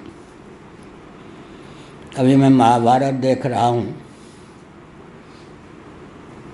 जहाँ जहाँ कपिल शांति पर्व में 5-7 अध्याय हैं कुल इस विषय पर, जहाँ जहाँ कपिल जी के नाम से सिद्धांत का या कल कहा था आसुरी जी के नाम से या पंचशिख के नाम से सिद्धांत का वर्णन आया है, सब जगह ब्रह्म कारणवाद है। लेकिन दो जगह इनका नाम लिए बिना सांख्य सिद्धांत का जो वर्णन किया गया है वो ये है। एक आश्चर्य की बात हो गई ना। कपिल जी के नाम पर, आसुरी जी के नाम पर, पंचशिख के नाम पर ब्रह्म कारण का ही वर्णन महाभारत के शांति पर्व में है, लेकिन सांख्य मत भी दिया गया है, वहाँ कपिल जी का नाम नहीं।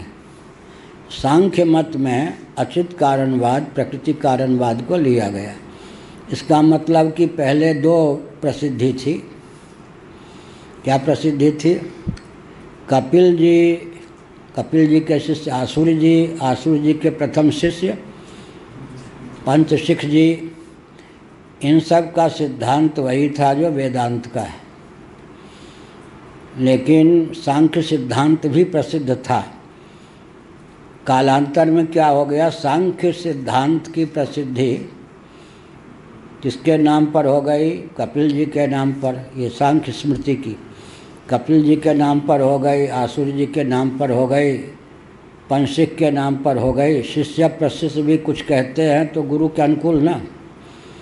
अगर कोई सांख्य कारिका वाले कहें तो, आसुरी जी कहें तो, पंचशिख कहें तो, है तो कपिल का ही सिद्धांत।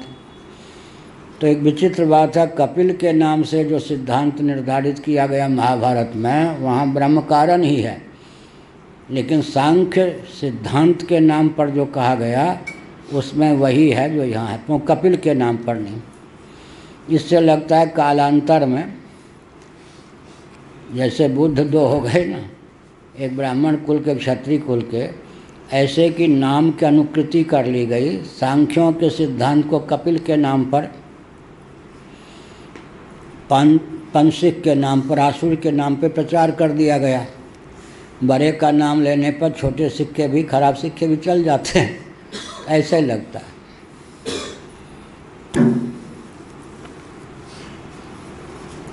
तस्माद् अभिगानात् श्रौत एवार्थ आस्थेयो न तो स्मार्तो विगानादिति। जबकि बात ऐसी है इसलिए अभिगानात् माने ईशावास्यम इत्यादि जो उपनिषद में ब्रह्म कारणवाद का वर्णन किया गया, मनुस्मृति आदि में भी, इन दोनों में विगान नहीं है। जिन में विगान नहीं है श्रुति से, उनके मत को मानकर उसी अर्थ को स्वीकार करना चाहिए। श्रौत एवार्थ आस्थेयः, श्रौत सिद्धांत में ही आस्था करनी चाहिए, न तो स्मार्तो विगानात् इति। स्मार्त सिद्धांत माने वह स्मृति जिसमें ब्रह्म कारणवाद का वर्णन ही नहीं है, प्रधान कारणवाद, प्रकृति कारणवाद या व्यक्त कारणवाद का वर्णन है।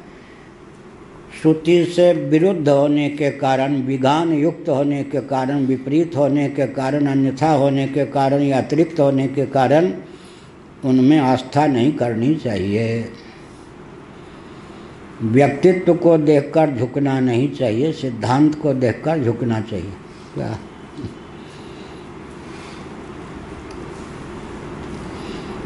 पहले क्या था, सिद्ध और विद्वान दोनों एक होते थे। जितने वेदव्यास आदि सिद्ध थे या नहीं, विद्वान थे या नहीं, ये 100 वर्ष से एक बड़ी विचित्र प्रथा चल गई। विद्वान को लोग सिद्ध नहीं मानते, प्रायः विद्वान सिद्ध होते भी कम है, कथावाचक ये सब हो जाते हैं, और सिद्ध विद्वान नहीं होते, जड़ जैसे, विद्या से कोई मतलब नहीं। ये पंडित हैं भाई, गपशप बनाते हैं। वृंदावन में दोनों प्रकार के व्यक्ति थे, विद्वान भी थे और सिद्धों के रूप में जिनकी ख्याति थी, नाम नहीं लूँगा। तो मैं उन सिद्धों के पास कभी गया ही नहीं, लोग ले गए बरबस, एक बार जाके झांक के भगाए। जिनके पास विद्या थी उन्हीं के पास में जाता था। लेकिन उनकी प्रसिद्धि, उनके चेले तो कुछ भी कहे, पंडित के रूप में थी, भले वो सन्यासी रहे हों। और जिनको कुछ इन ग्रंथों से मतलब ही नहीं, उनकी प्रसिद्धि सिद्ध के रूप में थी। बहुत से सिद्ध थे वृंदावन में। एक सिद्ध थी आनंदमयी माँ। हाँ, अच्छे अच्छे दंडी स्वामी दंड लेके ऐसे करते थे, मैंने देखा है। दक्षिणा पर्याप्त दिलवाती थी। और एक सिद्ध थे चैन स्मोकर, बंगाल वाले, पागल बाबा, चैन भूत जैसा ही शकल, ऐसे हर समय उसको लोग सिद्ध मानते थे। एक मचान पे रहते थे वृंदावन में, यमुना पर, देवरावा बाबा। हर साल 300 वर्ष की आयु बढ़ जाती थी। ये सब डिलीट कर देना। एक थे, कौन मालूम है? नीम करौली वाला। नीम करौली वाले बाबा, एक मोहक, तुम्हारे जेब में जो है 50 रुपये हैं। हाँ है महाराज, सिद्ध हो गए। इतने सिद्ध थे, मैं था वृंदावन में तो। एक अखंडानंद महाराज स्वामी जी, विद्वान के रूप में प्रसिद्धि थी। तो मैं तो स्वामी जी के यहाँ रहता था, उनका प्रवचन सुनता था। 1 या 2 बार इन सिद्धों के पास लोगों के कहने पर दूर से प्रणाम तो नहीं, दूर से दर्शन करके भगाया। पहले ऐसा नहीं था क्या? विद्वान थे तो सिद्ध भी थे, सिद्ध थे तो विद्वान थे। आजकल मान्यता हो गई, विद्वान हैं तो सिद्ध नहीं, सिद्ध हैं तो विद्वान नहीं। एक पद यात्रा में पहुंच गए मध्य प्रदेश। एक तिवारी कोई थे, आए, महाराज पत्नी के भाई को रखा, कोई अपराध नहीं, कुछ नहीं, और रेल की पट्टी में दब के मर गया, आत्महत्या कर दी। क्या क्या? एक निर्मल था मेरे पास, वो बोलता नहीं गया, कुछ मुस्कुराता गया। मैं दार्शनिक धर्म से उत्तर देता गया, प्रारब्ध देव, आप चुप रहिए, आप तो बातों नहीं है। ये सिद्ध बोलेंगे। हम समझ गए कि वो माम कुछ नहीं, उसको आता नहीं, निर्मल भी था। तो उनके ब्राह्मण देवता ने चरण पकड़ लिए। अब उसको तो चरण पकड़ ले, ब्राह्मण तो वैश्य घर का था, हरियाणा का। अब बड़ा मुस्कुरा के सर पे हाथ रख दिया। एक वाक्य बोला, सिद्ध तो ये है, ये सब ढोंगी बात बनाने वाले। बड़ी विकट बात। क्या? वो बैठ जाता था 8-8 घंटे तक जड़ समाधि। अब हमसे कहा जाता था, इसको रात में शेर न ले जाए, जंगल में है, इसकी रक्षा की व्यवस्था कीजिए ध्रुव जी। तो बड़ी विकट बात है। जिसको कुछ पता ही नहीं था समाधि का, न परिभाषा न कुछ, वो लोग के हमको तो बिल्कुल बस ब्रह्म के अलावा कुछ दिखते ही नहीं। वो सिद्ध बन के पूछता था, हम लोग जो है झाड़ू भी लगाते थे। तो बड़ी विकट बात है। क्या? यहाँ नहीं, तुम्हारे घर के सिद्ध अलग होंगे। अब ये कपिल जी सिद्धों के नाम पर भी प्रसिद्ध हो गए, विद्वानों के नाम पर भी, दोनों है ना। सिद्ध होते हुए विद्वान, विद्वान होते हुए सिद्ध। तो मान लो मनु आदि विद्वान रहे होंगे, सिद्ध नहीं। वहाँ भी लगा दिया। अब दोनों जिसमें है, क्या कपिल जी सिद्ध भी थे, विद्वान भी। अब उनकी बात माने या केवल विद्वान होते हुए सिद्ध नहीं, उनकी बात नहीं मानिए। इसलिए कपिल जी जो कहो मान लो, कहते बिल्कुल नहीं। यहाँ मेरे सामने व्यक्तित्व मत लाओ, श्रुति के अनुकूल जो बोलता है, लिखता है, उसको हम मानेंगे। कितनी बड़ी हस्ती है, इसको देखकर हम उसके मुख को देखकर सत्य का निर्णय नहीं करेंगे। सिद्ध रहे नमस्कार, विद्वान रहे नमस्कार, हमारे किसी काम के नहीं। क्योंकि ब्रह्म कारण वाद को नहीं जो मानेगा, उसके मत को हम क्या सम्मान नहीं देंगे, उसके मत का अनुगमन नहीं करेंगे। दोनों बात। तत्किम इदानीं परस्पर विगानात् सर्वा एव स्मृतयो वहेय इत्यतः। कहते तब क्या, परस्पर विगान होने के कारण, विकुलता होने के कारण जितनी भी स्मृतियां हैं सब अवहेलना करने योग्य हैं। इस पर भाष्यकार कहते नहीं भाई, एक लाठी से सब भैंस को मत हाँको। क्या है, यूपी की कथा, उत्तर प्रदेश, एक लाठी से सभी भैंस को मत हाँको। जो स्मृतियाँ ईशावास्यम आदि, ईशावास्योपनिषद आदि में जो जगत कारणवाद के रूप में ब्रह्म को ख्यापित किया गया है, उनके अनुकूल हैं, उनको हम मानेंगे। स्मृति होने के कारण सबको छोड़ देंगे ये नहीं, स्मृति होने के कारण सबको अपना लेंगे ये नहीं। सब छोड़ने योग्य होंगे, सबको छोड़ देंगे, सब अपनाने योग्य होंगे, विचार सब अपना लेंगे। जो स्मृतियाँ ब्रह्म को कारण नहीं मानती, उनको हम छोड़ देंगे। सभी स्मृतियाँ तो ऐसी नहीं हैं जो प्रधान कारण का ही समर्थन करें।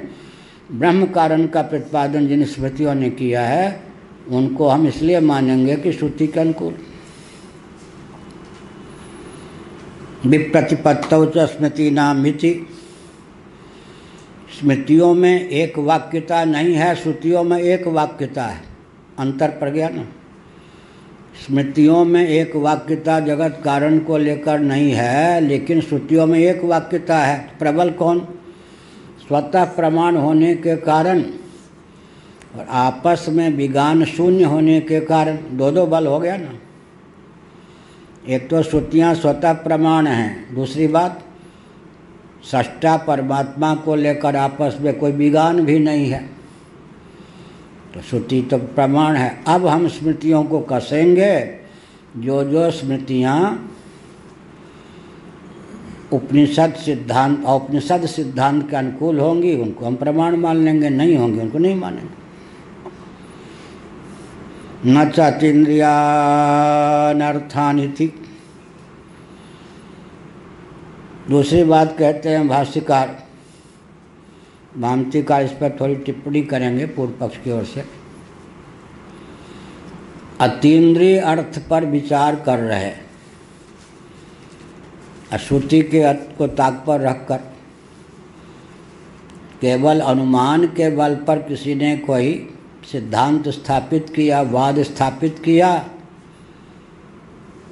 अब वो विषय जो है वह अतीन्द्रिय है, तो उसके अनुमान को लेकर, उसके वचन को लेकर हम लट्टू हो जाएंगे या श्रुति पर हम विश्वास करेंगे। अतीन्द्रिय पदार्थ का निरूपण करने के कारण श्रुतियों का स्वतंत्र प्रामाण्य है। अन्य जो प्रमाण हैं उनकी गति अतीन्द्रिय पदार्थ में नहीं है, तब तक जब तक वो श्रुति का अनुगमन न करें। अनुमान भी हमको तब तक अमान्य है जब तक वो श्रुति के अनुकूल न हो। यह कहा न चातीन्द्रियान अर्थान इति, भाष्यकार भगवान। अतीन्द्रिय अर्थों का तो प्रतिपादन चल रहा है और श्रुति को ताक पर रखकर, ये तो आश्चर्य की बात। क्या किसी के नेत्र के ऑपरेशन की बात चल रही है, लेकिन नेत्र के विशेषज्ञों को भगाकर, क्या हाँ तो बस हो गया, अंधे सबको बना नहीं है फिर तो। भारत की स्थिति अभी यही है। धर्म पर आरएसएस निर्णय देता है, रोटी बेटी एक करो, हिंदुओं के अस्तित्व को बचाओ। अब देखो हम लोग की ना, ये सब तो धकिया नसून है, प्राचीन है ना, रूढ़िवादी है ना। जो इसके विशेषज्ञ हैं किसी काम के नहीं, जिनको इस विषय में बिल्कुल कुछ नहीं पता है वो विशेषज्ञ बन गए। राम यह अचरा देखो न जाए। किसी ऋषि ने प्रयास नहीं किया कि अर्धकुंभ को पूर्ण कुंभ घोषित कर दें। आदित्यनाथ जोगी जी ने प्रयास कर दिया, विधानसभा से पारित कर दिया, प्रयाग का अर्धकुंभ पूर्ण कुंभ हो गया।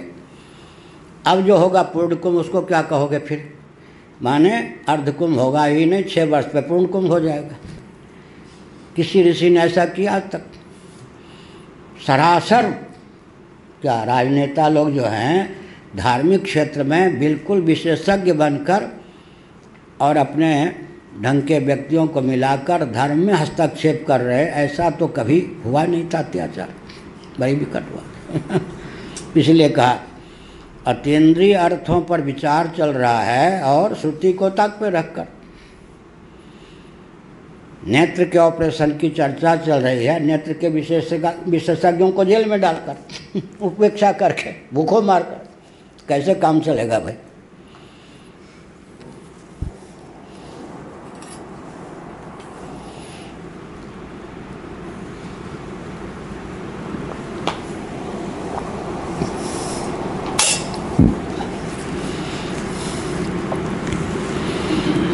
कुछ लोग कहते हैं महाराज रॉकेट, कंप्यूटर, एटम का युग है, 10,000 वर्ष की मान्यता लाद के चलेंगे, हम कहाँ निकलेंगे, पूरे विश्व में पिछड़ जाएंगे।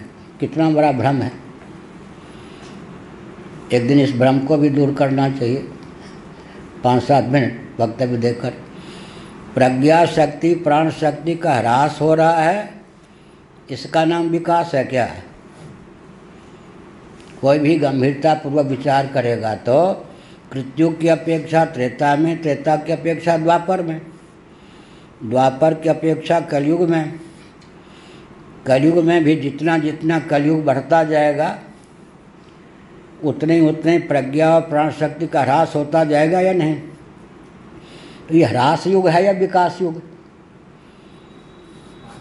हाँ, और वो क्या कहते, ज्ञान विज्ञान इतना बढ़ गया है महाराज, पुरानी बातें लादे हुए हैं आप, मूर्ख ही बना रहे। अच्छा, आयु किसकी ज़्यादा है? कलयुग की आयु ज़्यादा है या द्वापर की या त्रेता की या कृतयुग की? कलयुग की अपेक्षा द्वापर की दुगुनी, कलयुग की अपेक्षा त्रेता की तिगुनी, कलयुग की अपेक्षा कृतयुग की 4 गुनी। प्राण शक्ति क्षीण हो गई या नहीं? प्रज्ञा शक्ति क्षीण हो गया ही नहीं? जितने हम यंत्र पर निर्भर करेंगे उतनी प्रज्ञा शक्ति क्षीण होगी या नहीं? प्राण शक्ति, हाथ कंगन का अर्थ क्या क्या, ये सब बोलने की आवश्यकता है ना आजकल, सबकी युक्तियां धरी रह जाएंगी।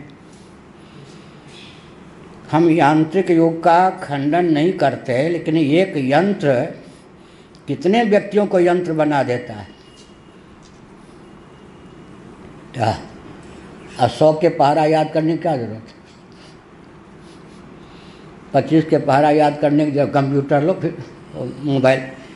एक व्यक्ति बौद्धिक उड़ान भर के कोई यंत्र का आविष्कार करता है, बाकी कितने व्यक्तियों की बुद्धि के अपहरण का वो मार्ग प्रशस्त कर जाता है। तो प्रज्ञा शक्ति, प्राण शक्ति के ह्रास का द्योतक युग है या विकास का? ह्रास का। लेकिन आजकल कहते पुरानी बात को लादे कब तक रहेंगे महाराज।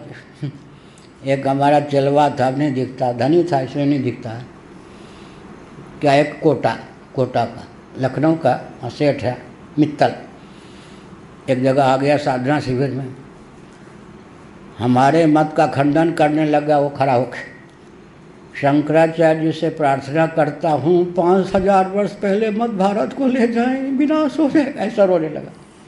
बाहर हमने कहा कि 5000 वर्ष पहले भारत को ले जाएंगे तो विनाश हो जाएगा, और राम जी के युग तक ले जाएंगे तो वहाँ विनाश होगा। रघुदिलीप के वंश तक ले जाएंगे तो बंटाधार हो जाए, यही ना। हमने कहा ये आस्तिक हैं, अब सबकी दृष्टि में गिर पड़ा, अब विकासवादी मित्तल फिर नहीं आ रहा।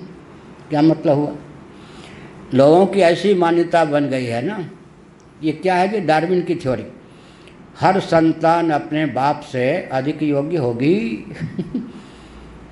माने हर संतान, अब अभी जो बुद्धिमान बन रहा है उसका बेटा उसकी बेटी उससे अधिक बुद्धिमान, माने बुद्धुओं का संसार हो गया। यही विकासवाद है।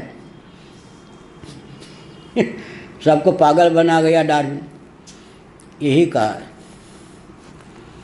तो अतीन्द्रिय विषय पर तुम विचार कर रहे हो और श्रुति को ताक पे रख कर कैसे होगा? अर्वाक दिक् अभिप्रायम, ये अर्वाक दिक् एक पराक होता है, उसी को अर्वाक, एक प्रत्यक्ष दृष्टि एक पराक। जिनकी दृष्टि पराक है वो अतीन्द्रिय वस्तु पर निर्णय देने जा रहे हैं।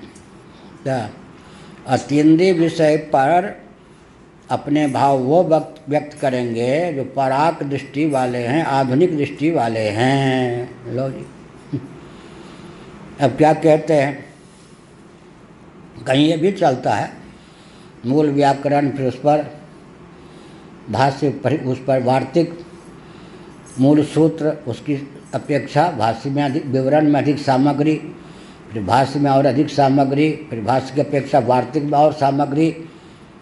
लेकिन मूल को समझ के ना, क्या सूत्र शैली में जो बात कही गई उसी प्रमाण के आधार पर उसको विकसित कर दी तो हमारे लिए सुगम था। लेकिन अतीन्द्रिय विषय पर तुम बात कर रहे हो, इंद्रिय गोचर व्यक्तियों की दृष्टि को प्रमाण मानकर, वो तो नहीं होगा।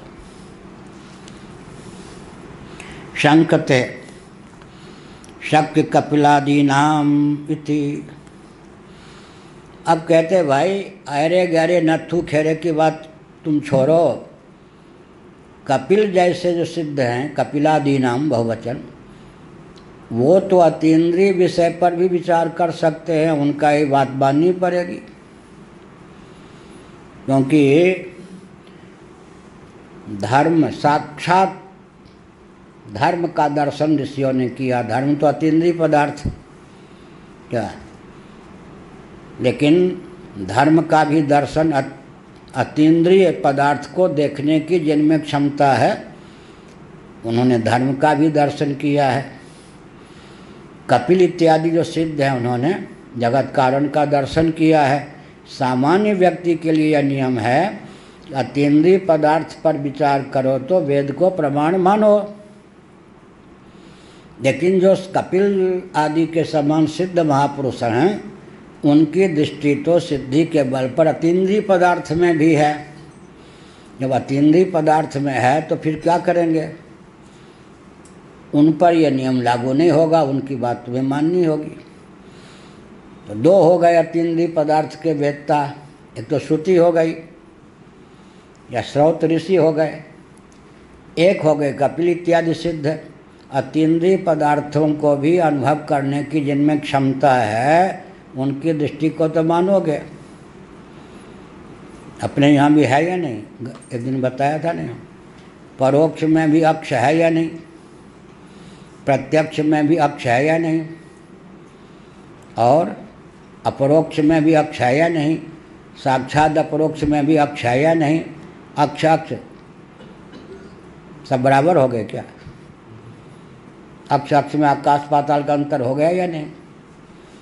परोक्ष हमारी दृष्टि से ओझल, शब्द स्पर्श रूप रसगंध का के रूप में अग्राह्य, स्वर्ग आदि या दूर का देश या दीवाल के पीछे कोट में कोई चीज़ है। प्रत्यक्ष ये सब घड़ी आदि। अक्ष माने केवल आँखें नहीं, इंद्रिय गोचर पदार्थ। लेकिन जब हम अपरोक्ष कहेंगे तब प्रत्यक्ष के अर्थ में ही सही, अपरोक्ष कहेंगे तो सुख दुख भूख प्यास क्या है, तो 5 ज्ञानेंद्रियों में किसके द्वारा वह अक्ष का अर्थ इंद्रिय करेंगे क्या? सुख दुख भूख प्यास सर्दी गर्मी, वहाँ अक्ष का अर्थ बदल जाएगा या नहीं? प्रत्यक्ष स्थल में जो अक्ष है वो भूख प्यास आदि को देखने के लिए जो अक्ष है, दोनों में अंतर हुआ या नहीं?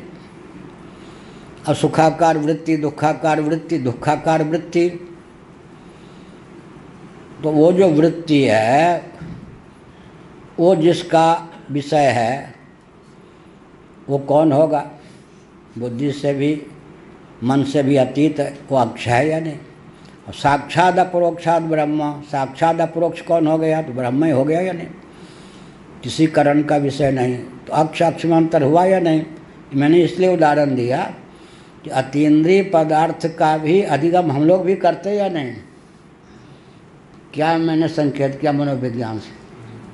हम भी अतीन्द्रिय पदार्थ का अनुभव कर सकते हैं या नहीं? करते हैं या नहीं? ध्यान नहीं देते। सारी सिद्धियां तो हैं जीवन में, सारी सिद्धियां हैं और कुछ भी नहीं। एक दिन बताया या नहीं? सुन रहे हैं? जब कोई व्यक्ति कान से शब्द का श्रवण करता है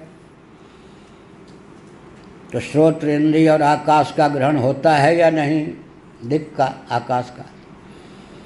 लेकिन ध्यान जाता है कि श्रोत्र इंद्रिय भी विषय है, तो इंद्रिय अतीन्द्रिय है या नहीं। तो हम तो रोज ही अतीन्द्रिय का अधिगम करते, तो हम कपिल हुए या नहीं? क्या तुम्हारे घर के कपिल क्या है? हम भी तो रोज ही कपिल होते हैं। उनकी निष्ठा है, हम कपिल होते हुए भी कपिल नहीं हो गए, यही ना। उन्होंने उस पर दृष्टि केंद्रित किया, हम भूल जाते हैं। होते तो सब हैं, जितने सिद्ध हैं सब सिद्ध यहाँ बैठे हैं, कोई असिद्ध है क्या यहाँ? क्या सबसे बड़े सिद्ध ये हैं कि आज भूख लग गई, जलपान गए तो बट गया था, अभी भोजन समय पे जाना, तो क्या हुआ जी, सिद्ध हो गए या नहीं?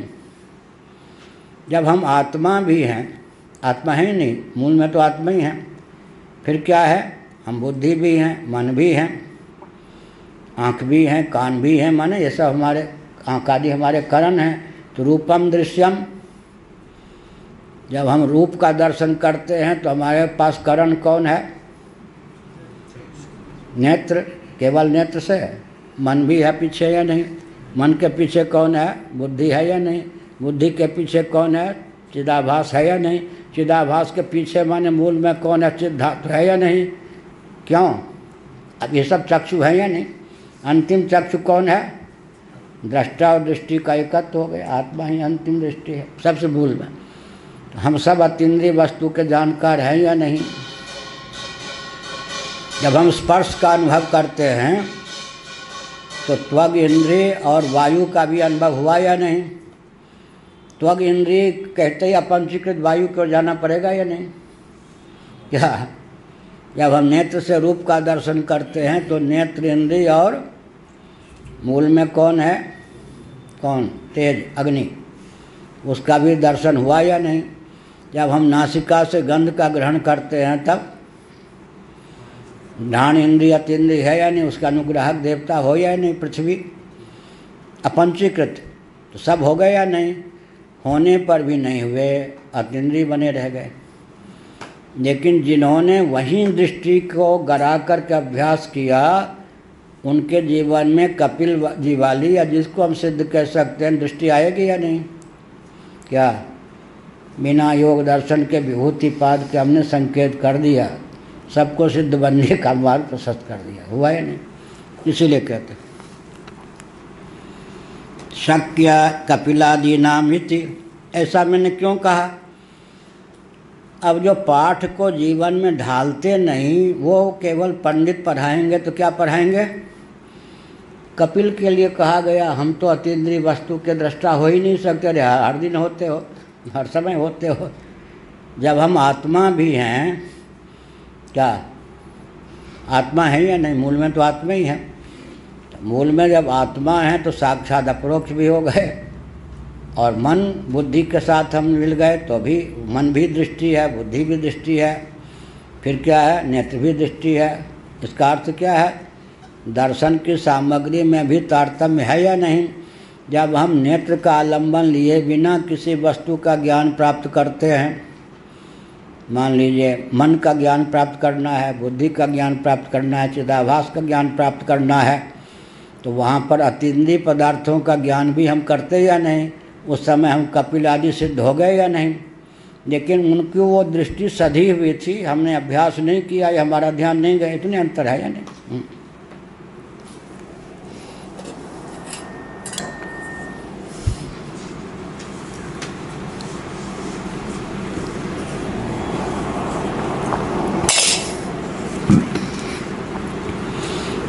एक बार प्रयाग से चले, हम तो ऐसे थे बिना कार वाले, बेकार। माधव आश्रम जी कार वाले थे। उन्होंने कहा कि कार पे बैठे। पूज्य गुरुदेव का शरीर पूरा हो गया था, प्रबल जी आदि कैंप लगाए थे माधव आश्रम में, हम लोगों को कुछ गिनते ही नहीं थे। माधव आश्रम ने कहा नहीं मन लग रहा, हमने कहा चलिए। अच्छा तो एक साथ चलेंगे, अलीगढ़ में आपको उतार देंगे। उनके मेटाडोर नहीं, बहुत मिनी बस जैसे, हम भी बैठ गए। अब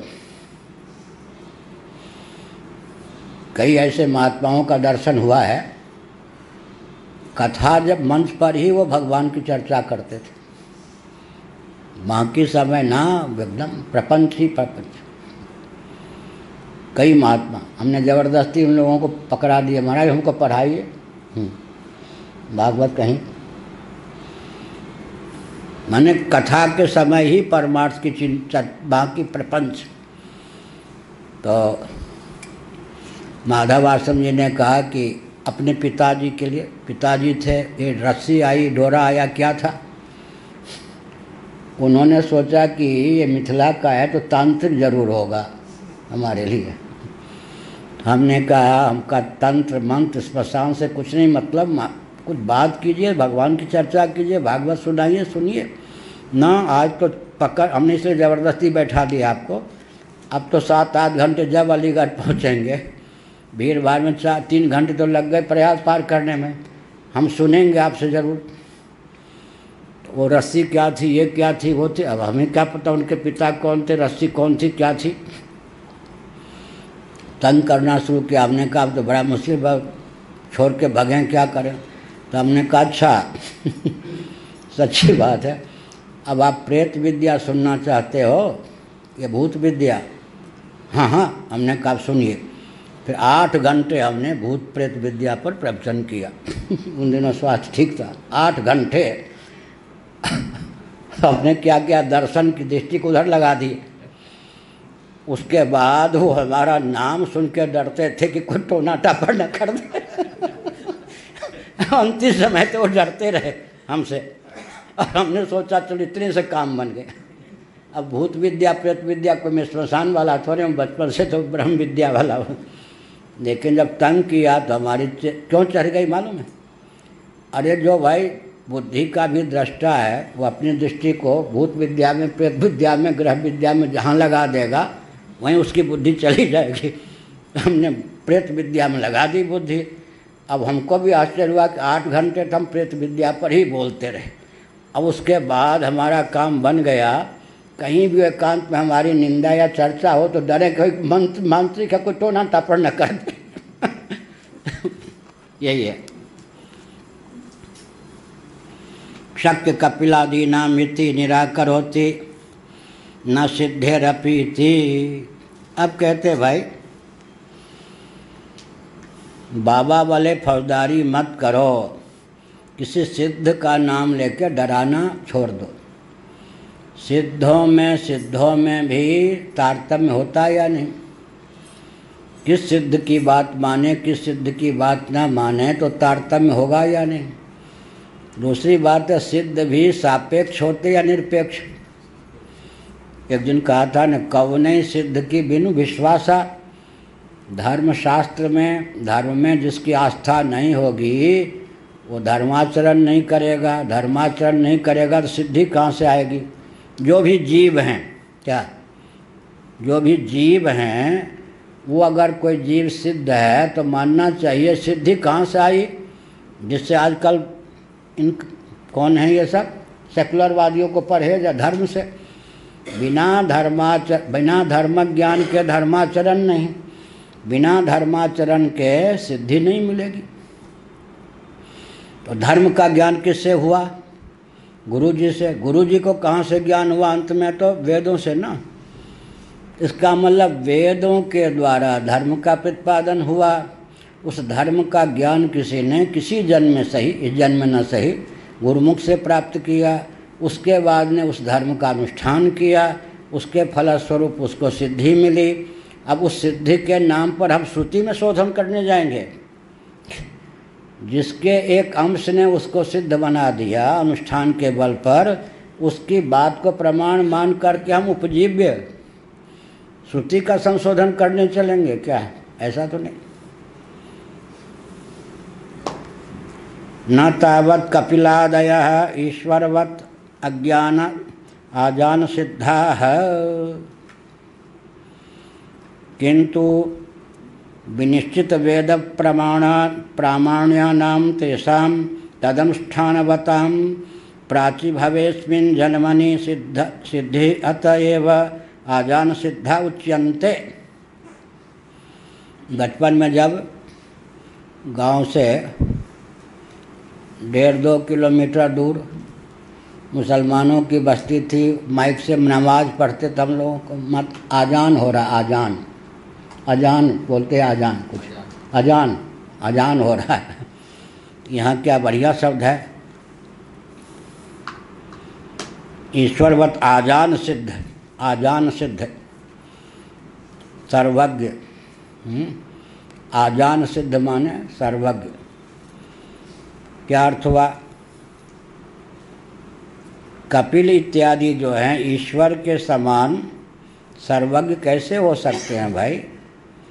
किंतु विनिश्चित वेद प्रामाण्यानाम तेषां तदुष्ठानवताम, गुरुमुख से इस जन्म में न सही, दूसरे जन्म में सही, तीसरे जन्म में सही, उन्होंने किया होगा? वेदों का श्रवण किया होगा, धर्म का ज्ञान प्राप्त किया होगा, फिर धर्मानुष्ठान किया होगा। उस धर्मानुष्ठान से क्या होगा?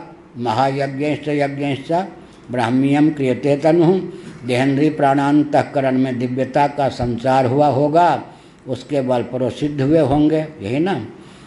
तो सापेक्ष हुआ ही नहीं, वेद सापेक्ष सिद्धि हुई है नहीं। वेद के द्वारा प्रतिपादित धर्म का उन्होंने कभी किसी जन्म में गुरुमुख से सांगोपांग अध्ययन करके उसका अनुष्ठान किया होगा, उसके बल पर तारतम्य घटित सिद्धि की प्राप्ति हुई होगी। क्या है? तारतम्य घटित सिद्धि की प्राप्ति होगी। उस सिद्धि के बल पर उस सिद्ध के वचन को प्रमाण मानकर उपजीव्य वेद का शोधन होगा, नहीं ना?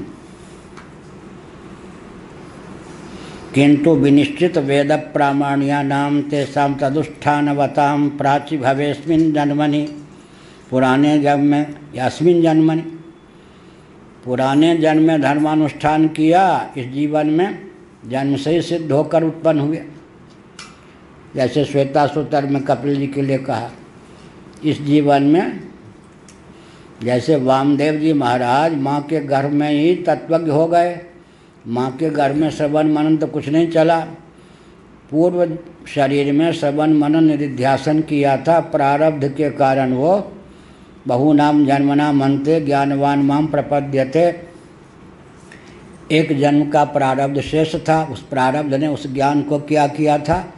फलीभूत, श्रवण मनन निधिध्यासन को फलीभूत नहीं होने दिया। माँ के गर्भ में आते ही प्रतिबंध समाप्त हो गया, बिना श्रवण के, बिना मनन के, बिना निधिध्यासन के गर्भ में ही ज्ञान हो गया। इसका मतलब थोड़े कहेंगे कि श्रुति के बिना ही हो गया पूर्व जन्म में। ऐसे इस जीवन में कोई सिद्ध होकर जन्म लिया है या किसी ने, तो समझना चाहिए पूर्व जन्मों में किसने विधिवत धर्म का ज्ञान प्राप्त किया, उसका अनुष्ठान किया, उस अनुष्ठान के फलस्वरूप उसमें सिद्धि आई। अस्मिन् जन्मनि सिद्धि। अब इसी जन्म में देखा देखी, पहले तो इसमें कोई सिद्धि नहीं थी भाई, अब कहाँ से सिद्धि आ गई? तो धर्मानुष्ठान के फलस्वरूप इस जीवन में उसको सिद्धि आ गई, ये हुआ। अब सिद्धि का अर्थ क्या है? फलोपलब्धि। अहिंसा भी धर्म है या नहीं? अहिंसा का कोई पालन करेगा तो सिद्धि क्या मिलेगी? आपस में लाग डांट रखने वाले भी उसके सानिध्य में वैर छोड़ देंगे। सत्य का कोई पालन करेगा, सत्य रूप धर्म का, तो उसका वचन सिद्ध हो जाएगा। अस्ते, चोरी नहीं करेगा तो ये प्रतिष्ठा धीर हो गई, तो चोरी करने वाले को सीमित धन मिलेगा और बाद में नरक में जाएगा। चोरी न करने वाले के सामने रत्न वैभव सब स्फुटित हो जाएंगे। ऐसे ही स्वाध्याय से क्या होगा? इष्ट देवता का दर्शन होगा। तो यम का भी फल है, नियम का भी फल, यही सिद्धि हुई ना। अब पंचदशी का समय हो गया। पंचदशी का विद्यारण्य स्वामी जी ने कहा, भाई सिद्धि भी कई प्रकार की, कोई तत्वज्ञ तो है लेकिन हथेली पर सरसों नहीं जमा सकता। ऐसे दो रबड़ी लोक से एक व्यक्ति आया, स्वामी खन्ना जी मैंने बताया, उरियाबाजी के सामने, वो वहाँ रहे थे विंध्यवासिनी में थे, तो 16 शासन के, नहीं वो क्या आसाम में क्या होती है कामाख्या में, वहाँ को सिद्धि मिली थी। एक आया सुबह सुबह, बाबा मालपुआ खाने की इच्छा है। अच्छा बेटा, सुबह सुबह, हाँ ठीक, बैठ जा, मालपुआ खवाएंगे भाई, जब कह रहा है। मालपुआ आ गई, खा ले बेटा, खा ली। मुझे क्या मालूम, स्वामी खन्ना ने बताया। उसके बाद कहा, बेटा तो खा पी तो लिया ही है, स्नान तो नहीं किया होगा। नहीं, हमारा भूख लगी थी। अच्छा, अब तू सफाई कर्मी वाला मोहल्ला, वृंदावन समझ गए ना, पुरानी भाषा में, उस मोहल्ले से होकर जमुना स्नान करा, मेरी आज्ञा मान ले। हाँ बाबा, इसमें क्या है, पेट में तो चला ही गया। वो जा रहा था, सफाई कर्मी के मोहल्ले वहाँ हैं, उसमें 2 माताएं लड़ रही थी, सौतिया डाह। रात में थाल भर मालपुआ बना के रखे, 100 तो तुमने नहीं चुराया होगा तो किसने चुराया होगा, एक भी नहीं है। वो कहे बेटे की शपथ खवा ले, बहू की शपथ खवा ले, पति की शपथ खवा ले, बिल्कुल नहीं लिया, कौन ले जाएगा। ठीक है, अबे सोच रहे थे, धीरे धीरे चल रहे थे, जितने मालपुए सारे लक्षण तो वही। उसके बाद नहा करके आए। हाँ बेटा, क्या अनुभव हुआ, ऐसा हो रहा। तो भैया तू बिना नहाए धोए मुझसे मालपुआ मांगेगा तो मैं कहाँ से मंगाऊंगा। तो हो गया। तो पंचदशी कार ने कहा, कोई मान लो तत्वज्ञ है, उसने आकाश में उड़ने या ये सब के लिए विशेष कोई अनुष्ठान नहीं किया तो उसमें सिद्धि नहीं होगी क्या।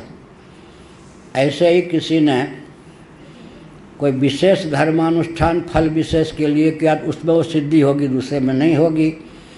तो जिनको आप सिद्ध मानते हो, वो मान लो कि आकाश गमन आदि के लिए जो शास्त्रों में विधा है उसका आलम्बन किया, वो सिद्ध हो गए। अब सिद्ध हो गए, उन्होंने लिख भी दिया, क्या है, उपदेश भी कर दिया। तो जिस विषय के विशेषज्ञ हैं उसमें उनकी बात मानी जाएगी, या इसमें भी किस विषय के सिद्ध, ये भी तो कहना होगा ना।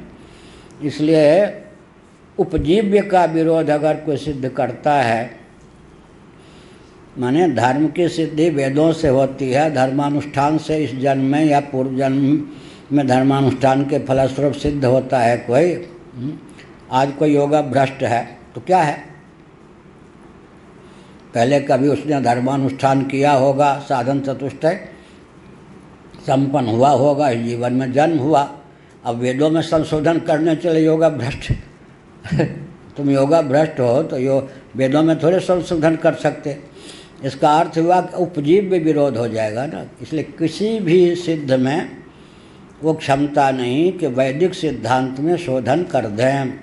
हम उन सिद्धों को सिद्ध मानेंगे इस विषय में। अब कोई नदी में चल ले पैदल, क्या वो समझ लो कि उसमें डूबने नहीं, उसमें कोई वो सिद्धि है। आकाश उड़ ले, इसका मतलब आकाश उड़ने से वो कोई वेदांती हो गए तो नहीं कह लेंगे। उस विषय की सिद्धि में उसको हम प्रमाण मानेंगे। अब वो उस सिद्धि के बल पर वेद असम्मत कोई सिद्धांत कहेगा, उसके आधार पर थोड़ा शोधन होगा। इसलिए सिद्धों के नाम पे डराओ मत। उन सिद्धों को हम मानेंगे, उन स्मृतिकारों को जिनका वचन जगत के संबंध में, जगत कारण के संबंध में श्रुति के अनुकूल है। ओम पूर्णमदः पूर्णमिदं पूर्णात् पूर्णमुदच्यते पूर्णस्य पूर्णमादाय पूर्णमेवावशिष्यते। ओम शांति शांति शांति।